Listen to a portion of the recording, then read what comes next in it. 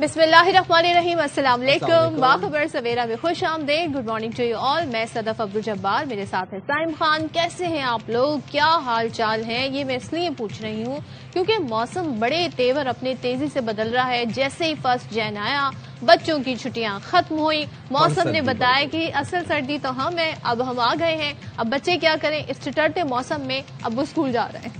مجھے ہنسنا نہیں چاہیے، میرے ساتھ بھی ایسے ہی ہو گیا. ہر سال جو ہم چھوٹے سے تب سے یہی ہو رہا ہے، اور ہر سال یہ ہو رہا ہے کہ جیسے جو ونٹر ویکیشنز ہیں وہ ختم ہوتی ہیں تو اس کے بعد پھر باقاعدہ سردی شروع ہوتی ہے. مطلب اتنی پالیسیز چینج ہو جاتی ہیں، اتنی ایوالو ہو گئے ہیں، بہت ساری اسٹڈیز آ گئی ہیں. یہ مسئلہ جوں کا توں ہی ہے. کیوں نہیں اس کے اوپر توجہ دی جا رہی؟ ویسے ہم بچوں کے حقوق کے بارے میں بات کریں گے اس حوالے سے، بٹ کراچی کے اندر موسم نے جو ہے وہ انگڑائی لے لی ہے، اور کراچی میں تو ایک دم سے ٹھنڈ کی ایک لہر آئی. یس، اینڈ کوائٹ آسم کہ اب ٹھنڈ لگ رہی ہے. اب صبح سویرے بھی ٹھنڈ ہوتی ہے. پہلے ہم دیکھتے تھے کہ دوپہر میں گرمی ہو جاتی تھی، شام کو پھر ٹھنڈ ہوتی تھی، لیکن نہیں جناب، کیونکہ ملک کے بالائی علاقوں میں ہم دیکھ رہے ہیں برف باری ہو رہی ہے. پنجاب میں بہت اچھا موسم ہے، تو کراچی میں بھی اب وہ کوئٹہ سے یکبستہ ہواؤں کا ہم انتظار کر رہے تھے وہ آن پہنچی ہیں. تو بالائی علاقوں سے ذرا آغاز کر لیتے ہیں. وہاں پہ جناب صورتحال یہ ہے کہ برف سے ڈھکے خوبصورت پہاڑ منظر پیش کر رہے ہیں، اور کہتے ہیں نا ساتھ ساتھ یہ جو منظر ہے یہ آپ دیکھیں، مطلب کیا خوبصورت یہ منظر ہے. ٹھنڈی ہوائیں ہیں، سردی کا بھرپور احساس صرف دیکھ کر ہی ہمیں ہو رہا ہے. تو اندازہ لگائیں کہ جو لوگ یہاں پر جن کی روزمرہ ہے گزر بسر ہے، جو یہاں کے رہائشی ہیں، وہ تو ظاہر تھوڑے عادی بھی ہوں گے موسم کے، لیکن بڑا ہی دلکش منظر ہے.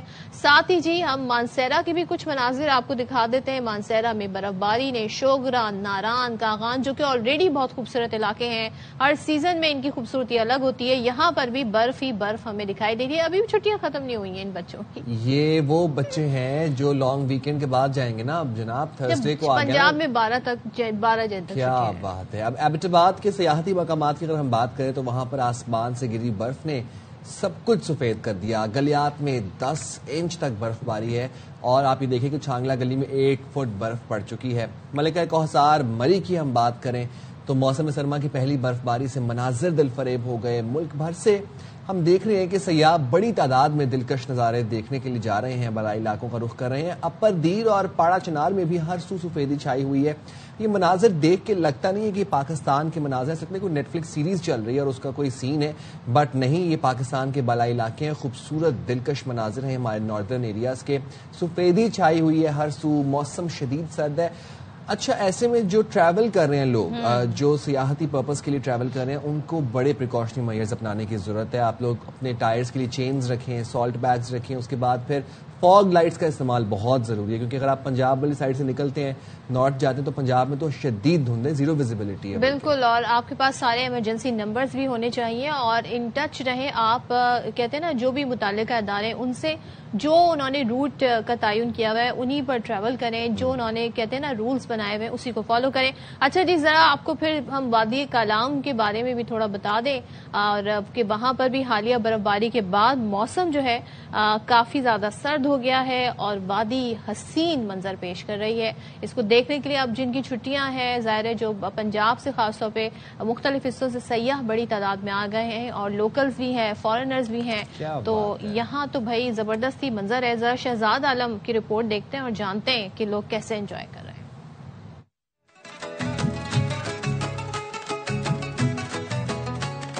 وادی کالام میں سیاح برف میں کھیل کود، فوٹوگرافی اور قدرتی حسین نظاروں سے لطف اندوز ہوتے دکھائی دے رہے ہیں. کلام میں ہے اور یہاں پہ بہت مزہ آ رہا ہے، اور یہاں پہ لائیو سنو فال ہو رہی ہے اور میں بہت انجوائے کر رہی ہوں. آپ لوگ بھی ادھر لائیو سنو دیکھنے کے لیے آ سکتے ہیں، اور بہت مزہ آتا ہے. ادھر بہت ساری چیزیں کرنے کو ملتی ہے. بالائی سوات میں سنو فال کا سلسلہ جاری ہے، جس کے باعث پورا علاقہ برف کی سفید چادر میں ڈھک گیا ہے. وادی سوات پاکستان کا اہم ونٹر ٹوریزم مرکز ہے، جہاں سیاح مختلف تفریحی سرگرمیوں میں حصہ لے رہے ہیں. یہاں پہ اتنی اچھی برف باری ہو رہی ہے، سنو ہر جگہ ہے، اتنے مزے سے ہم کھیل رہے ہیں. انتظامیہ کے مطابق سیاحوں کی سہولت کے لیے سیکورٹی اور دیگر انتظامات کو مزید بہتر بنایا گیا ہے، تاکہ سیاح بلا خوف و خطر اپنی تفریح جاری رکھ سکے. سنو فال کے باعث کالام ایک بار پھر سیاحوں کی توجہ کا مرکز بن گیا ہے، جو وادی سوات میں سردیوں کے سیاحت کے فروغ کا باعث بن رہے ہیں. کیمرامین کامران کامی کے ساتھ شہزاد عالم، एयर वाई न्यूज का लाम स्वाब। अच्छा, कभी अगर किसी ने जो स्नो फॉल है वो होते हुए एक्सपीरियंस की हो ना, तो वो एक लाइफ टाइम एक्सपीरियंस है। खास तौर पर अगर पाकिस्तान में अगर आपने एक्सपीरियंस किया ना, बड़े सॉफ्ट मुलायम रुई जैसे गाले होते हैं बर्फ के, और वो आपको ऊपर आके पड़ते हैं, उसके बाद फिर वो जब हार्डन हो जाती है बर्फ, तब वो खतरनाक हो जाती है। अच्छा, और मैंने ये भी सुना है कि जिस टाइम स्नोफॉल होती है उस टाइम इतनी सर्दी नहीं होती, उसके बाद सर्दी महसूस होना शुरू होती है। अच्छा जनाब, ये मुल्क का मौसम तो ठंडा है, ये मुल्क का मौसम जो कि इंतहाई ठंडा है और लोग इस ठंडे मौसम को जी अपने अपने तरीके से एंजॉय कर रहे हैं, लेकिन हमारी जो सियासत है ना, उसका माहौल हमेशा गर्म रहता है, सर्द गर्म होता रहता है। सर्द भी बहुत ही ऐसा होता है जिसे आप कह लें ना कि हीट वेव आ गई 26 डिग्री पे यूके में, इस तरह का सर्द होता है। जहन्नम। हाँ, अच्छा जी, तो यहाँ पर आपको बताएं, बहुत दिनों से मुज़ाकरात की भी बात हो रही है, लेकिन ये मुज़ाकरात का, जैसे कि साइम कहते हैं, ऊंट किस करवट बैठेगा, उस पर मैं कहती हूँ भाई ऊंट तो हमें नजर आए मुज़ाकरात का, लेकिन वजीर आजम के मुशीर है सेनेटर राना सनाउल्लाह, वो ये कहते हैं कि मुल्क के 5 बड़ों के दरमियान कॉन्फिडेंस बिल्डिंग होनी चाहिए। अब उनका स्टेटमेंट बड़ा इंपॉर्टेंट है, कहते हैं कि उनके दरमियान राब्ता होना चाहिए, ये सूरत हाल सियासी तौर पर बेहतर समत में बढ़ सकती है। अब राना सनाउल्लाह ने बता दिया कि जी 5 बड़ों में कौन कौन शामिल है। उन्होंने कहा जी 2 तो उनके कायदीन बता दिए, एक वजीर आजम शहबाज शरीफ, दूसरे मुस्लिम लीग नून के सदर नवाज शरीफ साहब, और तीसरे हैं सदर आसिफ अली जरदारी, और चौथे बानी पीटीआई हैं। इनके दरमियान राब्ता नहीं होगा तो उस वक्त तक दूसरे फरीकैन पर या एक दूसरे पर यकीन भी नहीं किया जा सकता। अच्छा, राना सनाउल्लाह साहब ने मजीद ये भी कहा कि बानी के वाज़ेह मौक़िफ़ के बगैर पीटीआई में कोई मुज़ाकरात नहीं कर सकता। महमूद खान अचकज़ई के पास इख्तियारात नहीं हैं और बानी पीटीआई मुज़ाकरात नहीं चाहते। फिर इस तरह गवर्नर खैबर पख्तूनख्वा फैसल करीम कुंडी साहब ये कहते हैं कि पीटीआई पर एतमाद नहीं किया जा सकता। माजी में भी पीटीआई ने मुज़ाकरात को सबताश किया। बानी पीटीआई अपनी सजा भुगतेंगे, एनआरओ नहीं मिलेगा। और ये भी कहा कि वफाकी हुकूमत की पीटीआई से मुज़ाकरात से मुतालिक पीपल्स पार्टी से फिलहाल कोई बातचीत नहीं हुई। नॉट टू फॉरगेट, आज कौमी असेंबली में अपोजिशन लीडर का इंतखाब भी किया जाएगा और महमूद खान अचकज़ई साहब का नाम सामने आ रहा है। नाम तो उनका काफी अरसे से सामने आया है, लेकिन ये होता है कि नहीं होता है। चलें जी, अब देखते हैं इस पर मजीद भी क्या बात होती है आगे। लेकिन सारी सूरत हाल पर, क्योंकि जब राना सनाउल्लाह साहब 5 बड़ों की बात कर रहे हैं और एक उनमें उन्होंने सदर आसिफ अली जरदारी का नाम भी लिया है, तो बात कर लेते हैं पीपल्स पार्टी से। हमारे साथ मौजूद हैं सीनियर रहनुमा सीनियर वजीर शर्जील इनाम मेमन साहब। Thank you so much Sharjeel साहब ज्वाइन करने के लिए। सबसे पहले बताइएगा, राना सनाउल्लाह 5 बड़ों का हवाला दे रहे हैं, जिसमें वजीर आजम शहबाज शरीफ हैं, नवाज शरीफ साहब हैं, सदर आसिफ अली जरदारी और बानी पीटीआई। कहते हैं इनके दरमियान जो एतमाद की बहाली के लिए राब्ता होना जरूरी है, तो ही सही समत में सियासत बढ़ सकती है। इस पर कुछ रद्द-ए-अमल देना चाहेंगे आप? बिस्मिल्लाहिर्रहमानिर्रहीम, शुक्रिया जी। मैं समझता हूँ कि राना सनाउल्लाह साहब की राय तो उनकी ज़ाती राय है, लेकिन इसमें कोई हर्ज नहीं है। पीपुल्स पार्टी शुरू से ये कहती है कि भाई नेशनल कंसेंसस हो, और नेशनल कंसेंसस के बाद तमाम लोग जो है उनके बीच में कोई भी अगर इस तरह की चीजें हैं तो वो बातचीत के जरिए हल हो। दुनिया में जितने भी तनाजात होते हैं, कोई भी इशूज होते हैं, वो बातचीत के जरिए ही हल होते हैं। और ज़ाहिर बातचीत के हल के लिए भी तरीक़ेकार होता है। तरीक़ेकार ये कि कानून की भी जो रास्ता है वो भी इख्तियार हो।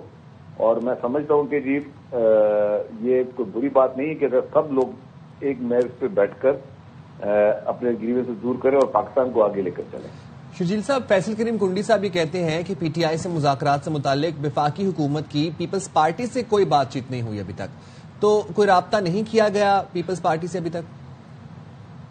देखिए जी, वफाकी हुकूमत इस वक्त ड्राइविंग सीट पर है और फैसले वफाकी हुकूमत ने करने हैं, और बेहतर है कि अगर सबसे रवाबित हों और सबसे रवाबित के बाद जो है वो बातचीत के जरिए तमाम मसाइल का हल ढूंढा जाए, जो कि मुल्क के लिए भी मफाद में भी बेहतर है। और मैं समझता हूँ कि पाकिस्तान के मफाद में सबसे बेहतर चीज यही है कि हम सारे मसलों को हल करें। तो शर्जील साहब थोड़ा सा ये भी बता दें, क्योंकि आप ही की पार्टी के गवर्नर हैं, खैबर पख्तूनख्वा के गवर्नर फैसल करीम कुंडी, वो तो ये कह रहे हैं जी कि बानी पीटीआई पर एतमाद नहीं किया जा सकता, और माजी में भी वो हवाला दे रहे हैं कि उन्होंने मुज़ाकरात को सबूताश किया। अगर मुज़ाकरात में 5 बड़ों की बात हो रही है, तो फिर अगर ये सूरत हाल है या एतमाद का ये फुकदान है, तो फिर आगे कैसे मुज़ाकरात को लेकर बढ़ेगी पीपल्स पार्टी, अगर पीपल्स पार्टी चाहती है कि मुज़ाकरात से बातचीत हो? देखिए जी, 2 चीजें हैं कि मुज़ाकरात आप तब करते जब कोई इंसान रियलाइज करे। पीटीआई ने गलतियां नहीं, ब्लंडर्स की हैं। پی ٹی آئی نے 9 میں جیسا اندوناک واقعہ کیا, پی ٹی آئی نے پوری دنیا میں بیٹھ کر پاکستان کے خلاف ہزارہ سائی کی. پھر پی ٹی آئی نے جو ہے وہ آپ نے دیکھا کہ جس طریقے سے آئی ایم ایف کو انہوں نے اپنے خط لکھے, مطلب جو ہر قسم کا انہوں نے جھوٹے بیانیے اور ساری چیزیں انہوں نے کی ہیں. لیکن ہم پھر بھی سمجھتے ہیں کہ چلیں جتنی بڑی غلطیاں پی ٹی آئی سے ہوئی, اگر صبح کا بھولا رات کو لوٹ آئے گھر پہ تو اس کو بھولا نہیں کہتے. پی ٹی آئی اگر اپنی غلطیوں کا ازالہ کرنے کے لیے اور اپنی غلطیوں کو تسلیم کر کے اگر مذاکرات کی بات کرے تو اس میں کوئی بری بات نہیں ہے. اچھا, وزیر اعلیٰ خیبر پختونخوا سہیل آفریدی صاحب نے ایک تحریک کا اعلان کیا ہوا ہے اور اسی تحریک کی تیاریوں کے سلسلے میں وہ لاہور بھی گئے. اس کے بعد اب وزیر اعلیٰ خیبر پختونخوا سہیل آفریدی نے اعلان کیا ہے کہ 9 جنوری کو کراچی آ رہے ہیں. تو اس حوالے سے سندھ حکومت کا کیا موقف ہے اور کیا تیاریاں کر رہی ہے سندھ حکومت؟ دیکھیے جی, ابھی ہم میڈیا کے ذریعے سن رہے ہیں کہ ان کا کوئی پلان ہے, اور اگر ان کا پلان ہے تو یہ دے آر موسٹ ویلکم.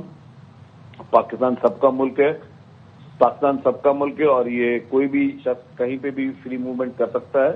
اور وہ تو ایک چیف منسٹر ایک صوبے کے, تو ان کو آئیں گے تو ان کو ریسپیکٹ ملے گی, ان کو عزت ملے گی. جہاں پہ جانا چاہیں جائیں, جو کرنا چاہیں کریں. ہاں, اگر بہتر یہ کہ ہم پہلے پلان بتا دیں تو ان کو حکومت ان کو سیکورٹی پروٹوکول سب چیزیں دے گی. کوئی بھی ایسی ان کی ایکٹیویٹی جو کہ کسی کو ہارم نہیں کرتی, کسی کو تکلیف نہ پہنچا اور قانون ہاتھ میں نہیں لے گی, تو ان کو ہم موسٹ ویلکم کریں گے. ٹھیک ہے. اچھا, ایک اور ذرا سوال ظاہر تھوڑا سا ٹاپک سے ہٹ کے ہے, وہ یہ جی کہ بلاول صاحب نے بڑا امپورٹنٹ اسٹیٹمنٹ دیا ہے. کہتے ہیں جی دیوار پہ لکھا ہے الیکشن جلد نہیں ہوں گے اور نئے الیکشن سے پہلے انتخابی اصلاحات کرنا ہوں گی. الیکشن کا ایسا سسٹم ہو جس پر تمام سیاسی جماعتوں کو اعتماد ہو. تو مجھے بھی بتائیے گا پہلے تو یہ کہ اصلاحات کیا ہونی چاہیے, دوسرا یہ کہ کوئی رابطے ہوئے ہیں نون لیگ سے اس بارے میں؟ جی, میری نالج میں بھی نہیں ہے. میں سمجھتا ہوں کہ ظاہر ہے ابھی الیکشن پہ وقت پہ ہی ہوں گے, اور اس سے پہلے اصلاحات کی بھی ضرورت ہے. بہتر ہے کہ اصلاحات کرتے جائے تاکہ انتخابات کے بعد کسی بھی فریق کو جو ہے کوئی شکایت کا موقع نہ ملے. ٹھیک ہے, بہت شکریہ شجرینا میمن صاحب. اور شامل گفتگو کر لیتے ہیں, ہمارے سے موجود ہیں بیورو چیف اسلام آباد خاور گھمن صاحب. اور اگر آپ مجھے اجازت دیں میں خاور سے سوال پوچھ لوں. خاور, تھینک یو سو مچ. یہ ذرا بتائیے گا رانا صاحب کا جو اسٹیٹمنٹ ہے یہ ان کا ذاتی اسٹیٹمنٹ ہے یا ذاتی طور پہ وہ سمجھتے ہیں کہ جی 5 بڑے جب تک مل بیٹھیں گے تب نہیں مل بیٹھتے جب تک اعتماد بحال نہیں ہوگا, سیاست میں بہتری نہیں آئے گی, یا آپ سمجھتے ہیں کہ سم ہاؤ مذاکرات کی ایک راہ ہموار ہو رہی ہے اور یہ اسی تناظر میں انہوں نے یہ اسٹیٹمنٹ دیا ہے؟ دیکھیں جی, رانا ثناءاللہ صاحب آپ کو یاد ہوگا کچھ عرصہ پہلے بھی انہوں نے ایک اسٹیٹمنٹ دی تھی کہ جس دن فتائی صاحب, محترم نواز شریف صاحب اور بانی P T I Imran Khan آپس میں بیٹھ جائیں گے, ملک کے سیاسی مسائل حل ہو جائیں گے. اس طرح کے وہ بیانات ماضی میں دیتے رہے ہیں, لیکن یہ جو بیان ہے خاص پس منظر ہے اس کا وہ یہی ہے کہ ملک کے اندر سیاست کے اندر اس وقت جو تبدیلیاں رونما ہو رہی ہیں, تحریک تحفظ عین پاکستان نے پرائم منسٹر کی طرف سے مذاکرات کی دعوت کو قبول کیا. اس کے بعد انہوں نے ظاہر اپنی چاند ایک جو بھی ان کا جو پوائنٹس تھے وہ سامنے رکھے. اب حکومت کی طرف سے اس طرح کا بیان آنا, ظاہر ہے رانا ثناءاللہ صاحب اگر ایسی بات کرتے ہیں, وہ سینئر لیڈر ہیں پاکستان مسلم لیگ نون کے, سینیٹر ہیں, senior member of the cabinet ہیں, تو اس کے خاص معنی ہیں. دیکھیں, اسلام آباد سے میں جو محسوس کر رہا ہوں پچھلے ہفتے 10 دن سے کہ یہ جو ضرورت ہے مذاکرات کی, اس کی کافی ہم دیکھ رہے ہیں کہ اس کے اندر شدت آتی جا رہی ہے, اور ہر نوک اینڈ کارنر سے اب بات کی جا رہی ہے کہ بغیر مذاکرات کے ملک کو آگے نہیں بڑھایا جا سکتا. اور صدف اس کے بڑے واضح اشارے ہمارے پاس موجود ہیں کہ تمام تر ہم نے دیکھا کہ کوشش کے باوجود جو حکومت نے, جو موجودہ حکومت ہے پچھلے سال 2 سال سے جب موجود ہے, پاکستان میں معیشت اس انداز سے آگے نہیں بڑھ رہی جس کی ضرورت ہے. ظاہر ہے پاکستان کے اندر پاپولیشن جس انداز سے بڑھ رہی ہے اس کے لیے کم از کم بھی ہمیں جو شرح نمو جو گروتھ ریٹ ہے وہ 6 سے 7% چاہیے. وہ بمشکل ہم 2 سے 3% تک پہنچتے ہیں, پھر واپس چلے جاتے ہیں 1-1.5% کے اوپر.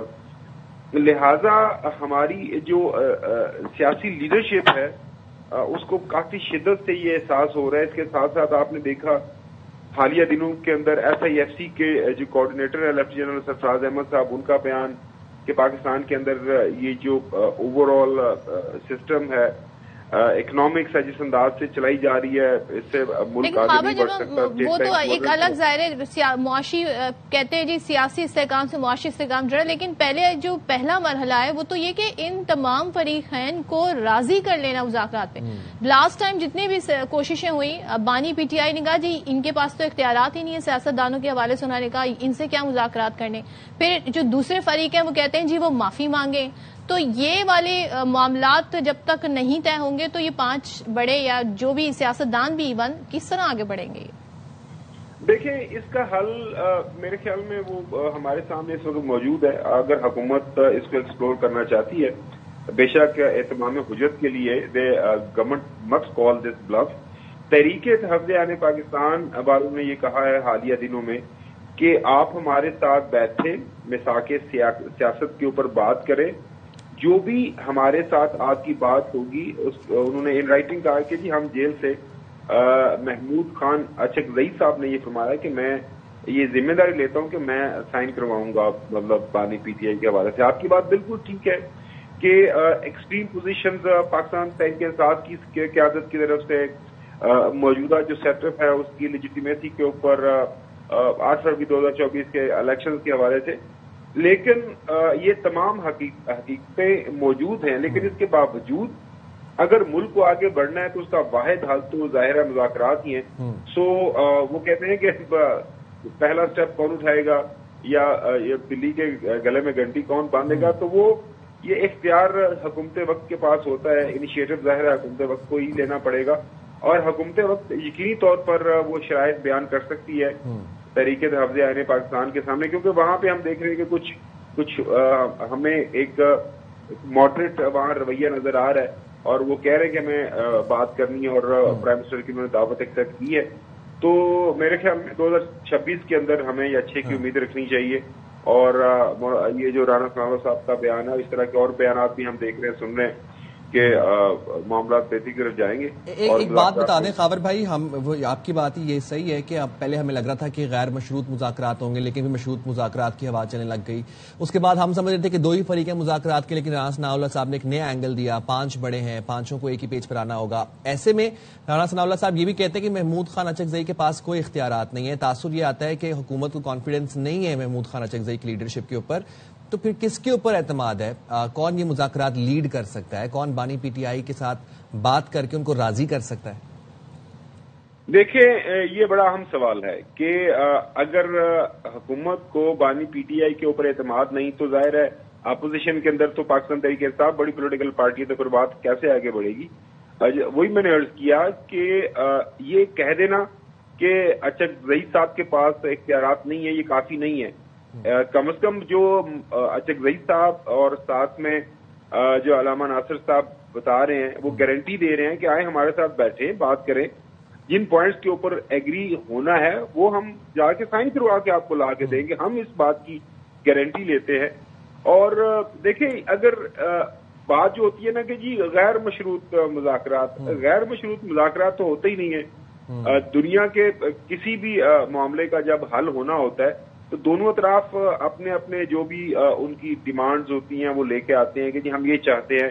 وہ پھر جب دونوں اطراف بیٹھتی ہیں اس کے اوپر کوئی کامن گراؤنڈ ڈھونڈی جاتی ہے، اس کے اوپر کنسنسس کریٹ کیا جاتا ہے، تو وہ جو کامن گراؤنڈ ہے اس کے اوپر پھر ظاہر بات آگے بڑھتی ہے. سو 5 بڑے ظاہر پاکستان کے اندر جو سیاسی حقیقتیں ہیں سب کے سامنے ہیں. پی ایم ایل این ہے، پیپلز پارٹی ہے، پاکستان تحریک انصاف ہے، ریجنل پارٹیز ہیں اور مقتدر حلقے ہیں. تو پاکستان اب دنیا کا 5واں بڑا ملک آبادی کے لحاظ سے، اور 25 کروڑ کی عوام کا مسئلہ ہے، ان کے روزگار کا مسئلہ ہے، ان کی معیشت کا معاملہ ہے. تو میرے خیال میں یہ جو چھوٹی چھوٹی انائیں ہیں، انا پرستی ہے کسی بھی سطح کے اوپر اکراس نظریاتی اختلاف کے، اس کو پس سے پوچھ ڈال کے کرنا چاہیے اور ایک پیج پر آ جانا چاہیے اور ڈائیلاگ ہونا چاہیے. بہت شکریہ خاور گھمن صاحب، آپ نے باخبر سویرا کے لیے وقت ملا. اور دیکھیں بات تو پھر یہی ہے کہ ڈائیلاگ ہوگا تو ہی مفاہمت کی طرف بات بڑھے گی، اور جب یہ مفاہمت کی طرف بات بڑھے گی جو بھی فالو اپ ہوگا we'll let you guys know. چلیں جی دیکھتے ہیں جس کا کیا ہوتا ہے. اچھا جی، سال کے آغاز میں اکثر و بیشتر یہ ہوتا ہے کہ آپ تھوڑا سا نا ماضی کو دیکھتے ہیں ڈیٹا دیکھتے ہیں, اس کا انالیسس کرتے ہیں. کچھ ایسے سروے ہوتے ہیں جو یہ بھی اندازہ لگاتے ہیں کہ جی نئے سال سے پرٹیکولر سیکٹرز سے لوگوں کو امیدیں کیا ہیں, ایکسپیکٹیشنز کیا ہیں.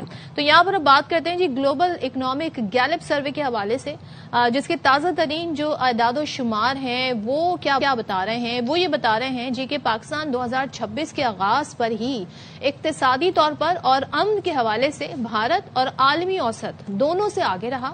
اور عالمی سروے میں جی 60 ملکوں میں یہ سروے کیا گیا. اس کے مطابق پاکستان میں 51% لوگ نئے سال کے بارے میں کافی پر امید ہیں.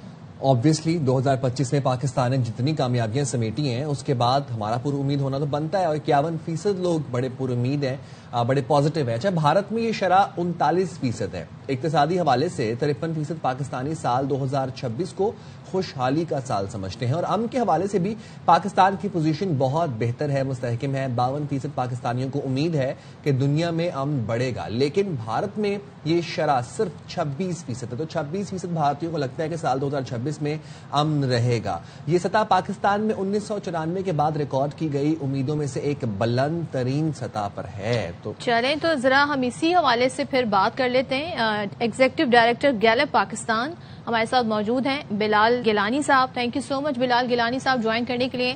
سب سے پہلے تو یہ بتائے گئے جو سروے ہیں اکثر ظاہر ان میں جو سوالات پوچھے جاتے ہیں بڑا میٹر کرتے ہیں, کیونکہ پھر وہی لوگوں کو ان کی اوپینین شیپ کرنے کا موقع بھی دیتے ہیں. کتنے پاکستانیوں کی رائے کو اس میں شامل کیا گیا اور کون سے سوالات پوچھے گئے؟ تو بہت شکریہ آپ نے اس موضوع پر مدعو کیا.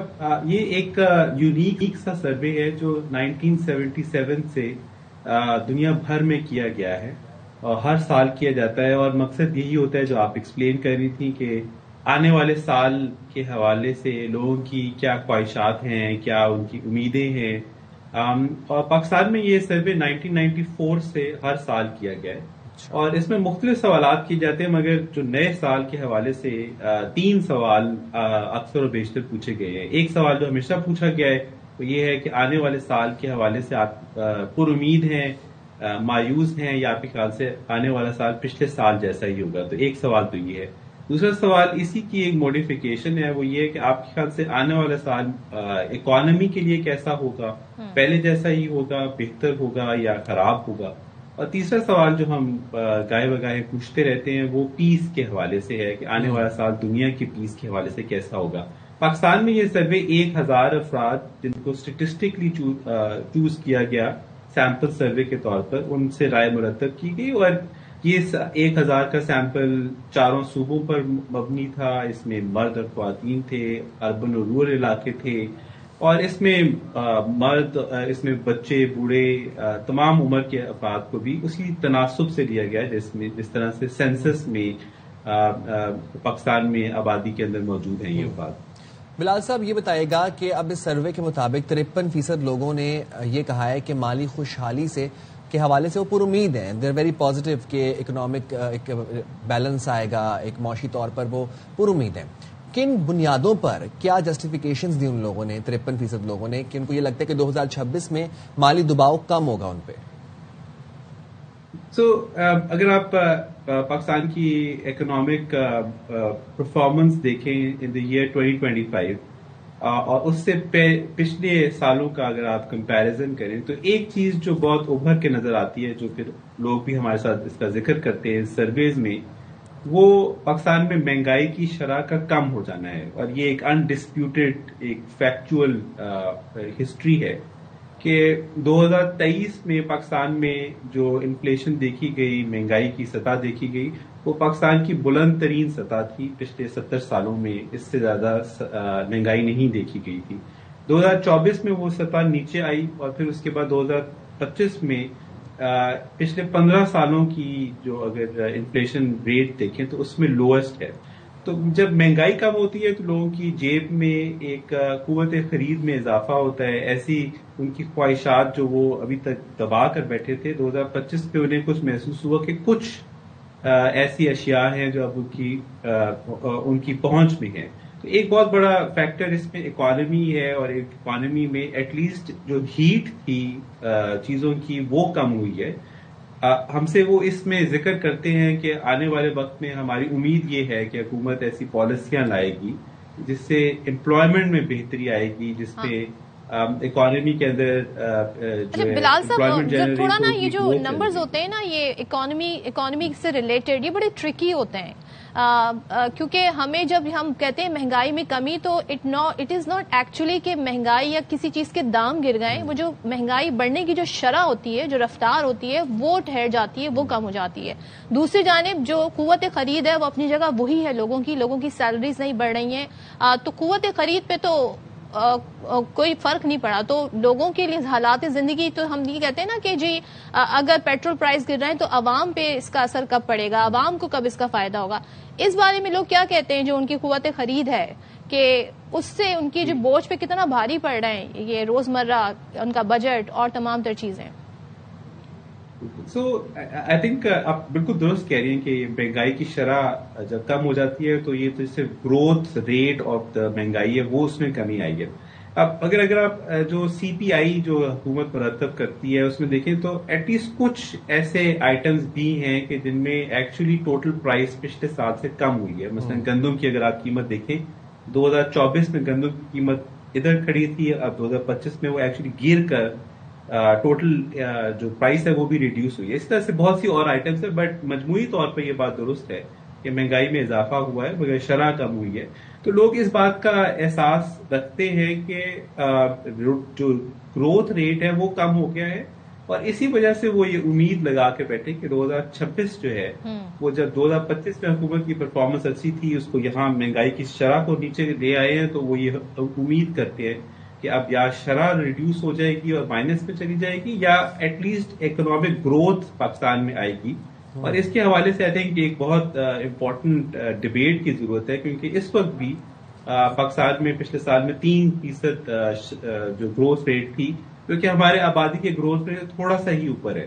تو اس کا مطلب ہے کہ 2026 میں اگر ہم نے واقعی لوگوں کو ریلیف دینا ہے جس کی لوگ امید لگا کر بیٹھے ہیں، اس سروے میں واضح طور پہ نظر آتا ہے، تو ہمیں اپنی گروتھ ریٹ کے حوالے سے ایک سنجیدہ گفتگو کرنی ہوگی، ہمیں امپلائمنٹ کی گفتگو کرنی ہوگی، ہمیں امپلائمنٹ کس ریٹ پر پرووائڈ کی جا رہی ہے اور کن کو پرووائڈ کی جا رہی ہے، کیونکہ نوجوان افراد جب ہم اس سروے میں ان سے پوچھتے ہیں تو وہ امید تو لگا کر بیٹھے ہیں مگر مایوسی کا بھی شکار ہیں، اور انہیں یہ محسوس ہوتا ہے کہ وہ جب انڈر گریجویٹ ڈگری لے کے باہر نکلیں گے تو کیا ان کے پاس امپلائمنٹ کی اپرچونیٹیز ہے، اور حکومت سے وہ یہ مطالبہ کر رہے ہیں اس امید کے ساتھ کہ حکومت کی پرفارمنس اچھی رہی 2025 میں، اب وہ 2026 میں بھی اس سے بہتر پرفارمنس دکھائے اور ان کی جیب میں ایکچولی کوئی چیز ڈالے۔ اور بلال صاحب اس سروے کا ایک اور بھی بڑا امپورٹنٹ اور انٹرسٹنگ اینگل یہ ہے کہ اس میں کہیں نہ کہیں کمپیرزن ہمیں انڈیا کے ساتھ بھی نظر آیا۔ اب پاکستان اور بھارت کے لوگوں نے اپنی حکومتوں کی پالیسیز پر کیا موقف اختیار کیا؟ بھارتی لوگ کیوں ناخوش ہیں مودی حکومت سے اور کتنے ناخوش ہیں بی جے پی سے؟ آپ اگر اکانومی کے حوالے سے اس پہ کمپیریزن دیکھیں تو واضح طور پر ایک ڈفرنس نظر آتا ہے۔ پاکستان میں امید جو ہے 2026 ایک اکانومی کے لیے بہتر سال ہوگا، انڈیا کے مقابلے میں زیادہ پائی جاتی ہے۔ اگر آپ انڈیا کی اکانومی کے حوالے سے تجزیے بھی سنیں تو ایک جو رائزنگ انڈیا کا ایک تاثر دیا گیا تھا پچھلے 10 سالوں میں، اس میں ایک واضح ایک ہول نظر آتا ہے اس پورے نیریٹو میں، اور آپ دنیا کے جریدے اٹھا لیں، اکانومسٹ اٹھا لیں، آپ کوئی مشہور اخبار اٹھا لیں، تو وہاں پر یہ کانورسیشن ہے کہ ایک طرف رائزنگ انڈیا ہے مگر دوسری طرف ایک پاورٹی کا میجر بلیک ہول ہے۔ آپ انڈیا کے شہروں میں بڑی بلڈنگز ہیں مگر انہی کے ساتھ سلمز ہیں۔ اب تو ایک واضح جو پیسمزم ہے اور ورسز آپٹمزم ان پاکستان اور دا اکانومی فرنٹ وہ واضح ہے، اور دوسری طرف آئی تھنک جو میجر اس میں ایک جو نظر آتی ہے چیز وہ یہ کہ پاکستان میں تاثر یہ کہ آنے والا سال پیسفل ہوگا، ورسز انڈیا میں یہ تاثر کے پیسفل نہیں ہوگا۔ میرا آپ سے ویسے نیکسٹ سوال یہی تھا، کیا اس کی وجہ یہ ہے جو مئی میں بھارت کے ساتھ ہوا ہے، بنیادی وجہ یہی ہے؟ بالکل سو آئی تھنک پاکستان کی افواج کی پرفارمنس، پاکستان کی قوم کی پرفارمنس بنیاد المرصوص میں یہ ایک میجر فیکٹر ہے، اور اس میں اگر آپ دیکھیں تو پاکستان میں یہ ٹرینڈ کہ دنیا میں پیس آئے گا یہ رائزنگ ہے اور انڈیا میں ایکچولی ڈکلائننگ ہے۔ تو یہ ایک واضح آئی تھنک وہاں پر ایک پولیٹیکل ڈیوائڈ ہے اپنی پرفارمنس کے حوالے سے.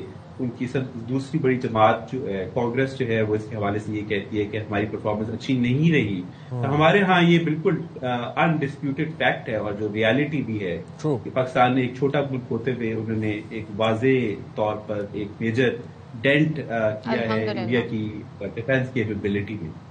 ٹھیک ہے, بہت شکریہ بلال صاحب, آپ نے باخبر سویرا کے لیے وقت نکالا. اور گیلپ رپورٹ کے مطابق پاکستانی بڑے خوش پر امید ہیں اور بڑے کہتے ہیں نا ہوپ فل ہیں اور آپٹمسٹک ہیں 2026 کو لے کر. آئی تھنک بیسکلی ہم ایز اے نیشن بڑے آپٹمسٹک رہتے ہیں, لیکن یہ ہے کہ حالات مزید سازگار ہونے چاہیے جابس کے حوالے سے, اور لوگوں کو مہنگائی میں جی اگر کمی آ رہی ہے تو اس کا اثر ان پہ پڑنا چاہیے. ہم جائیں گے چھوٹی سی بریک پہ, حاضر ہوں گے بریک کے بعد.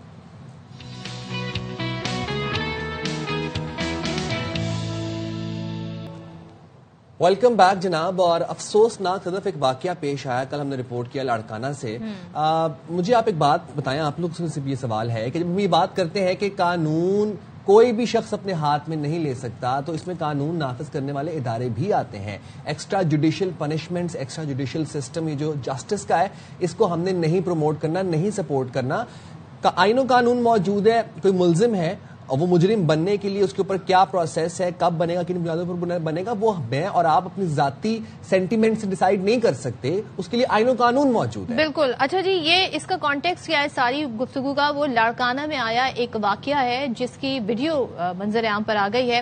اب آپ اندازہ لگائیں کہ یہاں ہو کیا رہا ہے. ایک شخص زمین پر پڑا ہے, اس کے آپ دیکھ سکتے ہیں آلریڈی یہ زخمی ہے, خون بھی زمین پر ہمیں نظر آ رہا ہے. اس کے بعد اس شخص کے چہرے پر, اس شخص کے منہ پر گولیاں مار دی جاتی ہیں. یہ پولیس اہلکار کی فائرنگ سے شہری کے قتل کا معاملہ ہے. اب جی پولیس کا دعویٰ کیا ہے, یہ ہوا کیوں؟ اب پولیس کھڑی ہے, پولیس ایک ملزم کو اس طریقے سے اس کا احاطہ کیا ہوا ہے, گھیرا ہے, اس کے بعد اسے مار دیتا ہے پولیس اہلکار. ہوا کیا ہے؟ کہتا ہے جی ہلاک جو شخص ہے ملزم ہے علی گل کلہوڑوں کا پولیس سے مبینہ مقابلہ ہوا. یہ ورژن پولیس کا میں آپ کو بتا رہی ہوں. اچھا, اس دوران پولیس اہلکار زیب جتوئی زخمی ہو گیا. یہ جو زخمی شخص ہے وہ زیب جتوئی ہے. زخمی اہلکار کی اطلاع دوسرے پولیس اہلکار کو ملی, جس نے موقع پر پہنچ کر گرفتار ملزم علی گل کلہوڑوں کے چہرے پر گولیاں برسا دی. تو اب آپ یہ منظر دیکھیں, یہ انصاف کا کون سا طریقہ ہے؟ یہ انصاف کا کون سا طریقہ ہے؟ سیکنڈلی, یہ کہاں سے پولیس مقابلہ لگ رہا ہے؟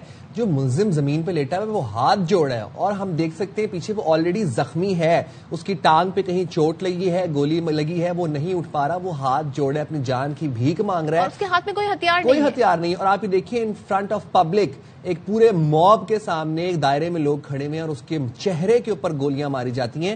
S S P Larkana Ahmed Faisal Chaudhry یہ کہتے ہیں کہ ملزم نے پہلے پولیس اہلکار کو گولی ماری, جس کی اطلاع پولیس اہلکار کو ملی کہ اس کے بھائی کو گولی ماری گئی ہے.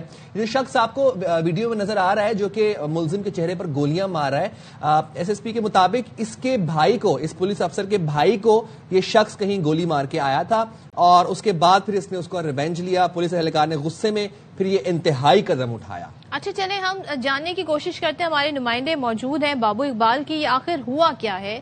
یہ جو پولیس کا ورژن ہے نا, لیکن لوائقین, اس شخص کے اہل خانہ یا وہاں پر اور دیگر لوگ کیا بتا رہے ہیں؟ بابو اقبال ذرا بتائیے گا اصل بیک گراؤنڈ کیا ہے. اس پر الزام ہی لگایا گیا کہ پولیس اہلکار کے بھائی کو زخمی کر کے آیا, جو زخمی ہے وہ بھی پولیس اہلکار ہے. تو یہ معاملہ ہے کس طرح سے, بتائیے گا.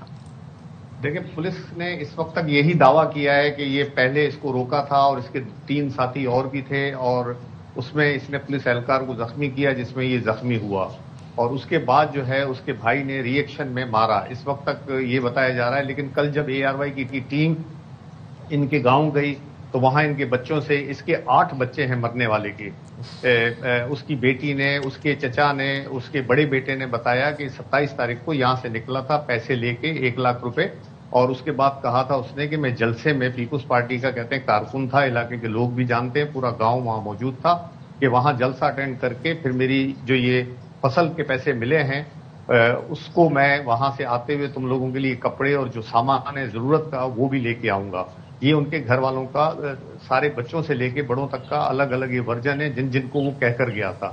اس کے بعد یہاں آیا, کہاں یہ اس کو روکا گیا, کہاں اس کے ساتھی تھے, اس کے پاس کون سا اسلحہ تھا, یہ سارے سوالیہ نشان اپنی جگہ ہیں. لیکن پھر بھی کسی بھی ایک فرد واحد کو, اور خاص طور پہ کوئی پولیس اہلکار ہو, اس کو اپنی عدالت لگانے کا تو کوئی حق نہیں ہے کہ وہ اس طرح پکڑے اور کر دے. اور جب یہ حیدری تھانے کی حدود میں گیا تو وہاں حیدری تھانے کا DSP کہاں ہے, ادھر حیدری تھانے کا جب یہ فیصلہ ہو رہا تھا کہ وہ اسے مار رہے تھے اور وہ منت سماجت کر رہا تھا کہ مجھے چھوڑ دو, زندہ تھا, تو وہاں SHO کہاں تھا, اور اس کا اس وقت تک ان لوگوں کا رول نہیں ہے.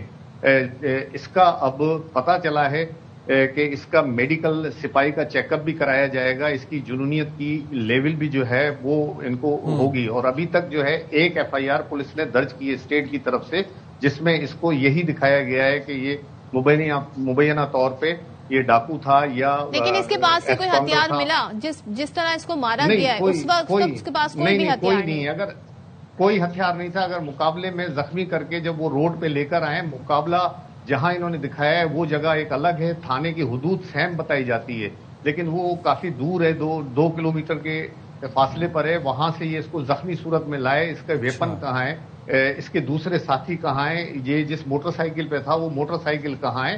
اب لوگوں کا یہی کہنا ہے کہ ٹھیک ہے محکمے کو ان جیسے لوگوں کی وجہ سے بدنامی ہوئی ہے, اہلکار کی وجہ سے, لیکن محکمہ اپنے آپ کو محکمے کو نہ بچائیں. فرد واحد کی غلطی ہے, اس کو سرعام جو ہے جو بھی قانونی کارروائی ہے وہ کی جائے, اور اس کی فیئر انویسٹیگیشن ان کا حق ہے. وہ آج بھی SSP لاڑکانہ پہ جو ہے اس بات پہ یقین رکھتے ہیں کہ وہ ایک اچھی شہرت والا ہے افسر, وہ خود انکوائری کرے جو حقیقت ہے. ٹرانسپیرنٹ انکوائری ہونی چاہیے اور بالکل اکاؤنٹیبل ٹھہرانا چاہیے. بابو اقبال, مجھے یہ بتائیں, آپ کی لواحقین سے بات ہوئی, آپ نے بتایا کہ 8 بچے تھے, ان کی ایک صاحبزادی کا بھی بیان سامنے آیا ہے, ذرا آپ کو پہلے وہ سنواتے ہیں, پھر بابو اقبال آپ سے بات کرتے ہیں. ہم نے بولا تھا واپسی میں کچھ لے کر آنا, ہمارا ابو گیا تو ظالموں نے گولیاں چلا دی, ہمارے ابو کو مار دیا.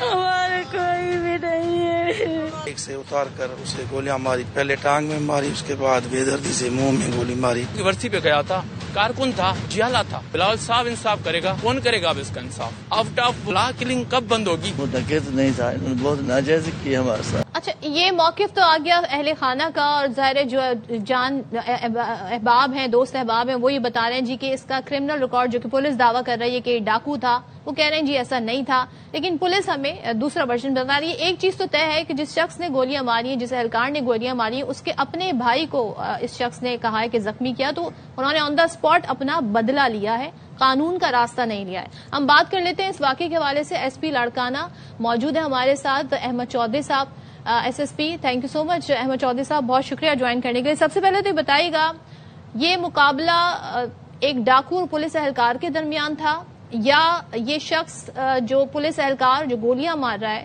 انہوں نے اپنے بھائی کا بدلہ لیا ہے؟ ذرا اسے کلیئرلی ڈیفائن کر دیجیے. دیکھیں, میں اس پہ کوئی کامنٹ نہیں کر سکتا ابھی, جب تک اٹس این انویسٹیگیشن کہ what the motive of the police والا واز.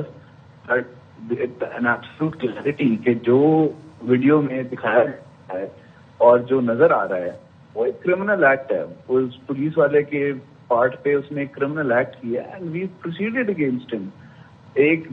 جو ایک عام آدمی کرتا ہے وہی ایکٹ کا ازالہ اس کو بھی کرنا پڑے گا, وہی قانون اس کو بھی فیس کرنا پڑے گا. اس پہ کوئی رعایت نہیں برتی جا رہی, نہ برتی جائے گی. There is no second opinion to it.